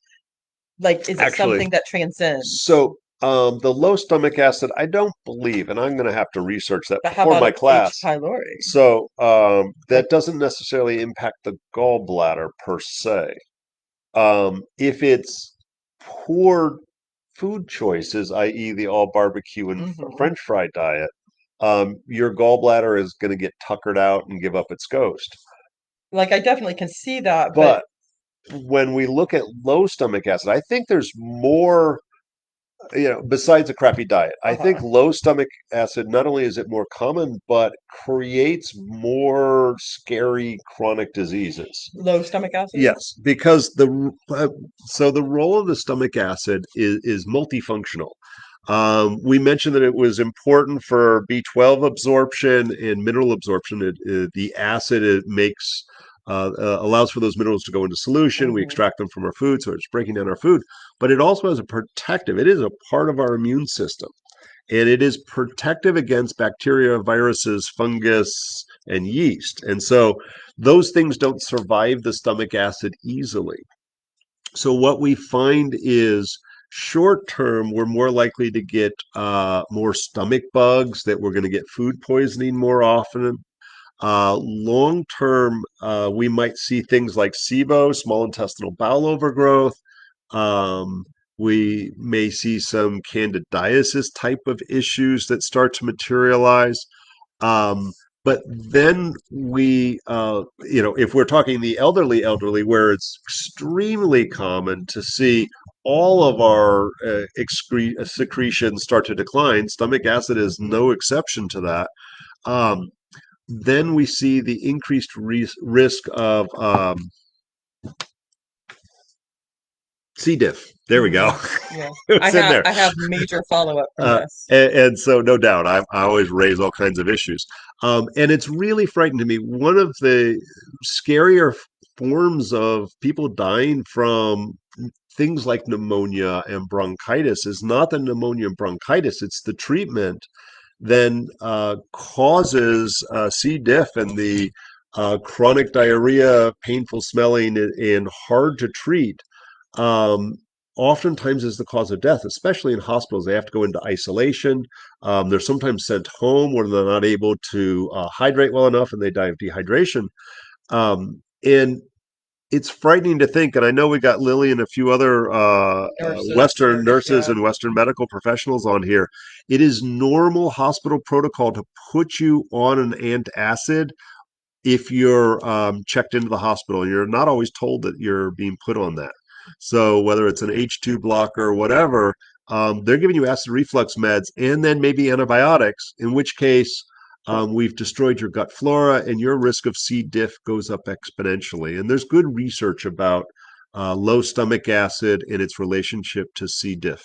Okay, so you're gonna have to decide this. Right. Okay. So we have two very appropriate, like wonderful things. And so Kristen's asking me this thing about rabbit tobacco and Matt Woods and this whole thing. Oh, Lordy. But then right after that, Owen writes something about speaking more to what we're talking about right Yeah. now. So if we can answer this question in a way In that's 15 suitable, minutes. can we go a Um, tiny bit over to answer Kristen's question as well? Yeah, let me, because I can probably talk to what Owen's Do you got on want me to here read really through it or do fast. you want to do it? You Um, got it? so, enzyme produce more for taking digestive apple cider vinegar, herbs like triphala at mealtimes make our natural production become lazier over time. Potential, yeah, Yeah, yeah. okay. Uh-huh. So And you don't have to go fast. I'm just trying to Yeah, divide no, it I up. was just reading over it really fast. Yeah.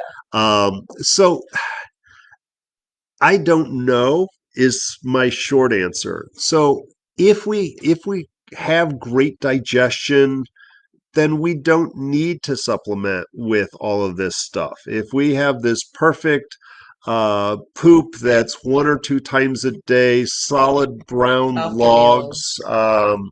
that we don't have gas, we don't have belching, we eat, we feel energized, then no, screw that. You're doing fine. You don't need anything.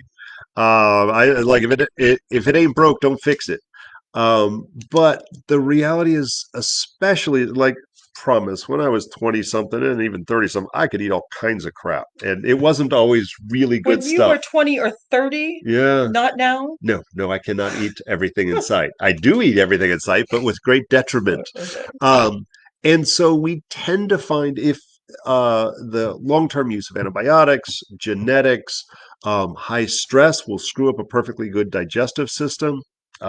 Prescription medications frequently interfere with a lot of the building blocks. And you were talking about mitochondria, things like an MTHFR, also known as the motherfucker gene. If you have those gene expressions turned off, a vegan who has allowed themselves to get depleted of B12, B12 is necessary for the production of at least HCl, but many of our other digestive enzymes. Um, and we get the short end of the stick sometimes for pancreatic stuff, in which case we do need some supplementation. Um, I don't know that it causes for lazy stuff. I do know if you have low HCl, it is vital that you take HCl in order to get those building blocks. I find that after 6 months to a year of HCl, you can oftentimes start to taper off on most of your meals and maybe just take it at your largest meal. Um, Digestive bitters, again, if you don't have bloating, belching, or poor fat metabolism, then you don't need a digestive bitter. But most of us after the age of 30 probably don't do it well. So, more important that we get good utilization of the nutrients that we eat. And if we need assistance because of any number of reasons, then I don't think there's harm in doing those things. Okay, that's enough said on Okay. that. What you Well, want to say about let's make rabbit sure tobacco? that like We're getting Owen, a nice yeah. mix of a little spiritual, a little Western, a little Chinese. I Okay, like it. so this was answering Kristen's conversation about rabbit tobacco, and so we'll talk a tiny bit about that. So what the conversation was centered around the well-being, the physical health that a plant called rabbit tobacco provides you, and could I speak to that, and what do I feel about that as far as breathing issues go? Now, I'm gonna say to you that in all of our um indigenous spiritual plants that we have, burning them is a thing. And upon burning them, they produce smoke. So the thought process in our head is that it's counterintuitive physically for something like a breathing issue. And you are totally right, and so is Matt Woods, that it's an amazing thing, even as a gargle for like a sore throat and having an obstructive like bronchitis pulmonary area. That yes, 100%, it's something that I would say is helpful for you to say yes to life by taking in oxygen. That it's also used in places where we feel our breathing is inhibited, like if we were in sweat lodge, it might be burned in our faces or all around or on the rocks. But then the second side of that is one thing she brought up, which was very important, is that do I even want to speak on it because it's a spiritual holy plant and we don't want it decimated like we do things like sage. And the answer to that is every culture has one. So here, because it doesn't grow well here, our rabbit tobacco here is cudweed. And guess what? Very precise for asthma and breathing and respiratory infections, especially to burn with other healing plants and be able to take it in as a steam, or as an And inhalation, as a burn. and I think that's really important that the rabbit tobacco in different regions is completely different genus and species, Yes. and It's sometimes the same use, sometimes not. hmm And so it's really important. And I don't that we're remember. using our Latin. Yeah, that in particular were very, and Renee and I have had some major arguments about, no, that's not it, that's cudweed. And she's like, well, that's what my granddaddy Yeah, you taught can me, say you that all know. you want, but from the horse's mouth, that's it. So we have and, had conversations. and so it is important to recognize that the regional variation of that plant is completely different genus and species, Hmm. even though it may have identical uses in both physical and spiritual medicine.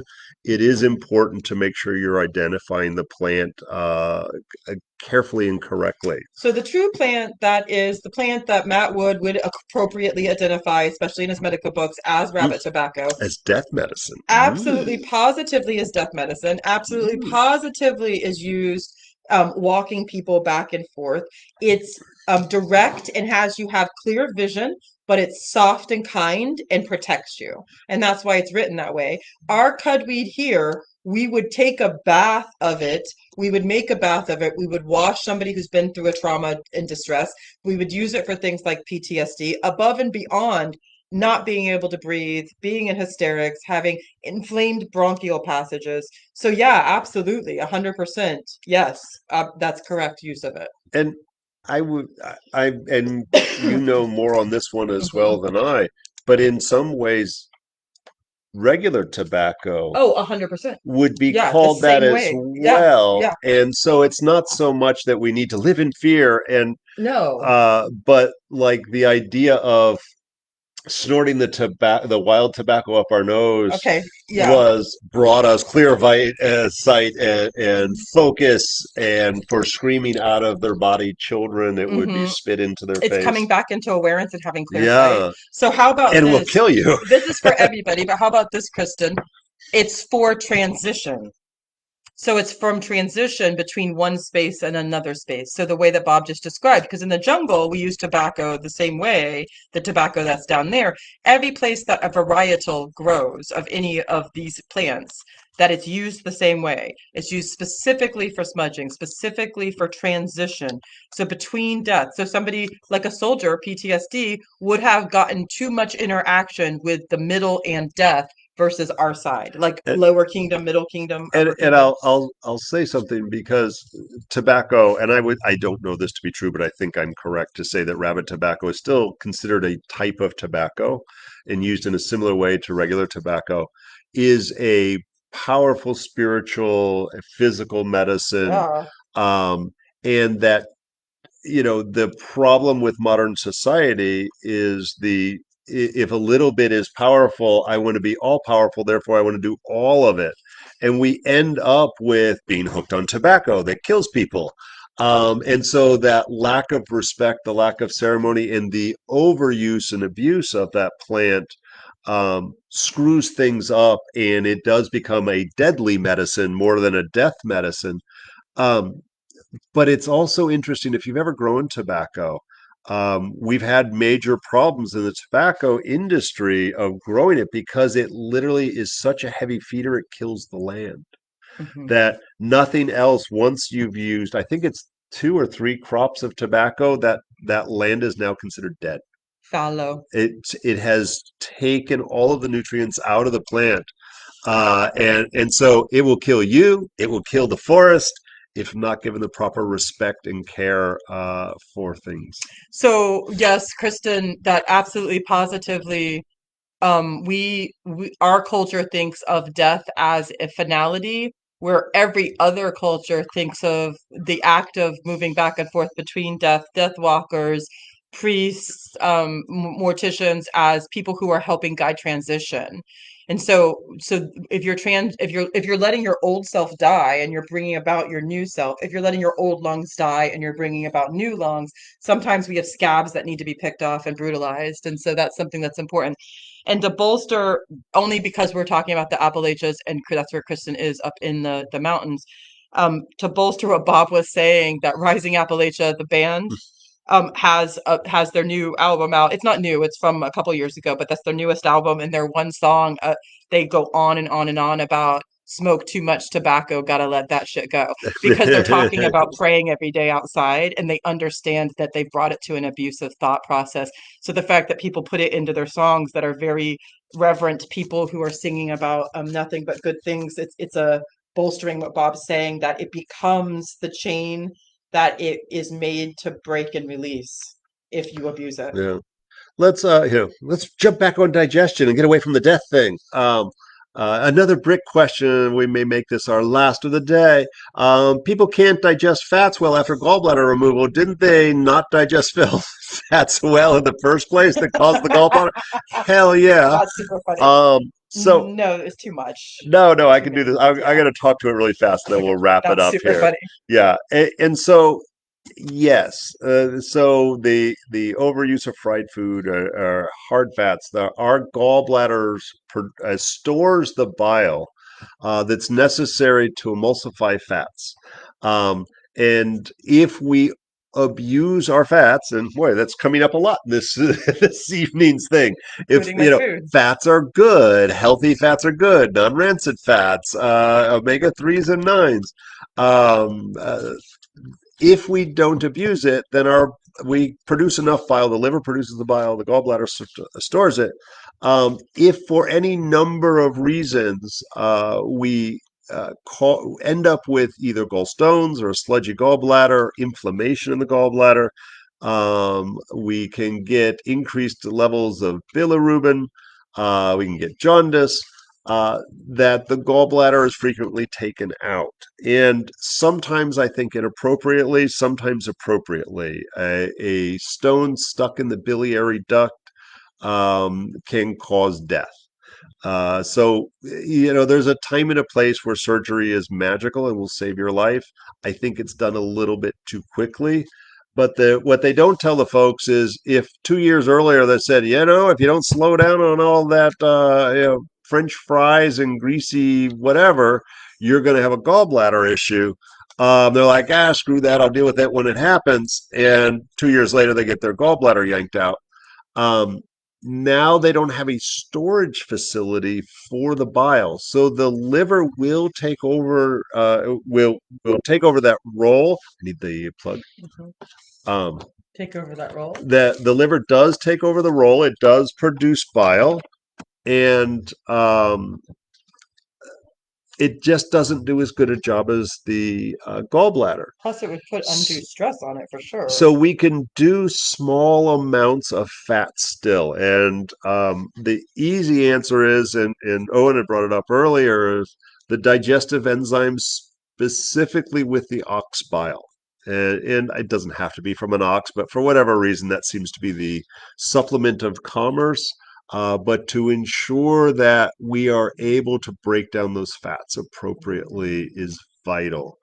Um, all right, that's kind of it. Like we try not to run over because, oh lordy, these are fun and challenging, and we are going to continue to do this on the last Friday of every month. I think I already have a Facebook event, but if I don't, I will create one. So I hope that you all show up. We didn't get as the I think we had 50 people one time and not as diverse, but it's super exciting. I saw some new names and faces in here, so I'm super happy. Please spread the word. I love the diversity of questions, and Renee got to say more stuff this time, so double bonus. If you don't know, we're Bob, Lindy, and Renee Prince of the Tradition School of Herbal Studies here in St. Petersburg, Florida. Please subscribe and check out and watch all of our YouTube videos so that we can monetize that bad daddy. We're more than halfway there. We've got more than enough subscribers, but we need more viewing hours. We've been a little slack, and we're going to try to get back on the ball of making some videos of all the cool Florida herbs or herbs that we just think are cool or any other subjects. If you love a particular YouTube video on a subject or a plant, Let us know. please let us know and we will do our very, very best. Mhm. But it means you have to watch 4 hours of us babbling incoherently so that we if you're interested in classes, you can check us out at traditionsherbschool.com. We've got our class schedule up there. If you're you're in our area and like to see one of our herbalist, acupuncture physicians, or spiritual Traditional healers, healers. you can find out more information at acuherbals.com, or you can call us at 727 551-0857, or the school's phone number is 727-318-2505. Mhm. Wow, I can't believe I remembered that. Yeah, I don't know. So I'm pretty When close, you if say nothing it, I know else. what they are. Yeah, it sounded right. So, dude, we love it when you post questions ahead of time because we can Google it. No, I'm kidding. It's nice to have. He does not mean that. He should not say things like that. That is I'm ludicrous. teasing. I love it when we get the questions. So far, it's been mostly the All Brit show, but feel free to jump on at any time and post your questions on here. We'll always do Ridiculous. our very best to answer our questions off the top of our head in Western, Chinese, or spiritual G niftiness. Yeah. The other thing is, if you've missed this or just caught the end and you want to see it all again, we will be posting this on the YouTube channel, so you can catch all of it in its glory on the YouTube channel. Bye. Good night, all. Thank you all so much for giving up your Friday evening, at least the first part of it. And we're going to go home and get ready for doing Western Herbal 101. Medicine 101 for tomorrow with lots of new, shiny herb faces. Good night, all. So I need to point out something as soon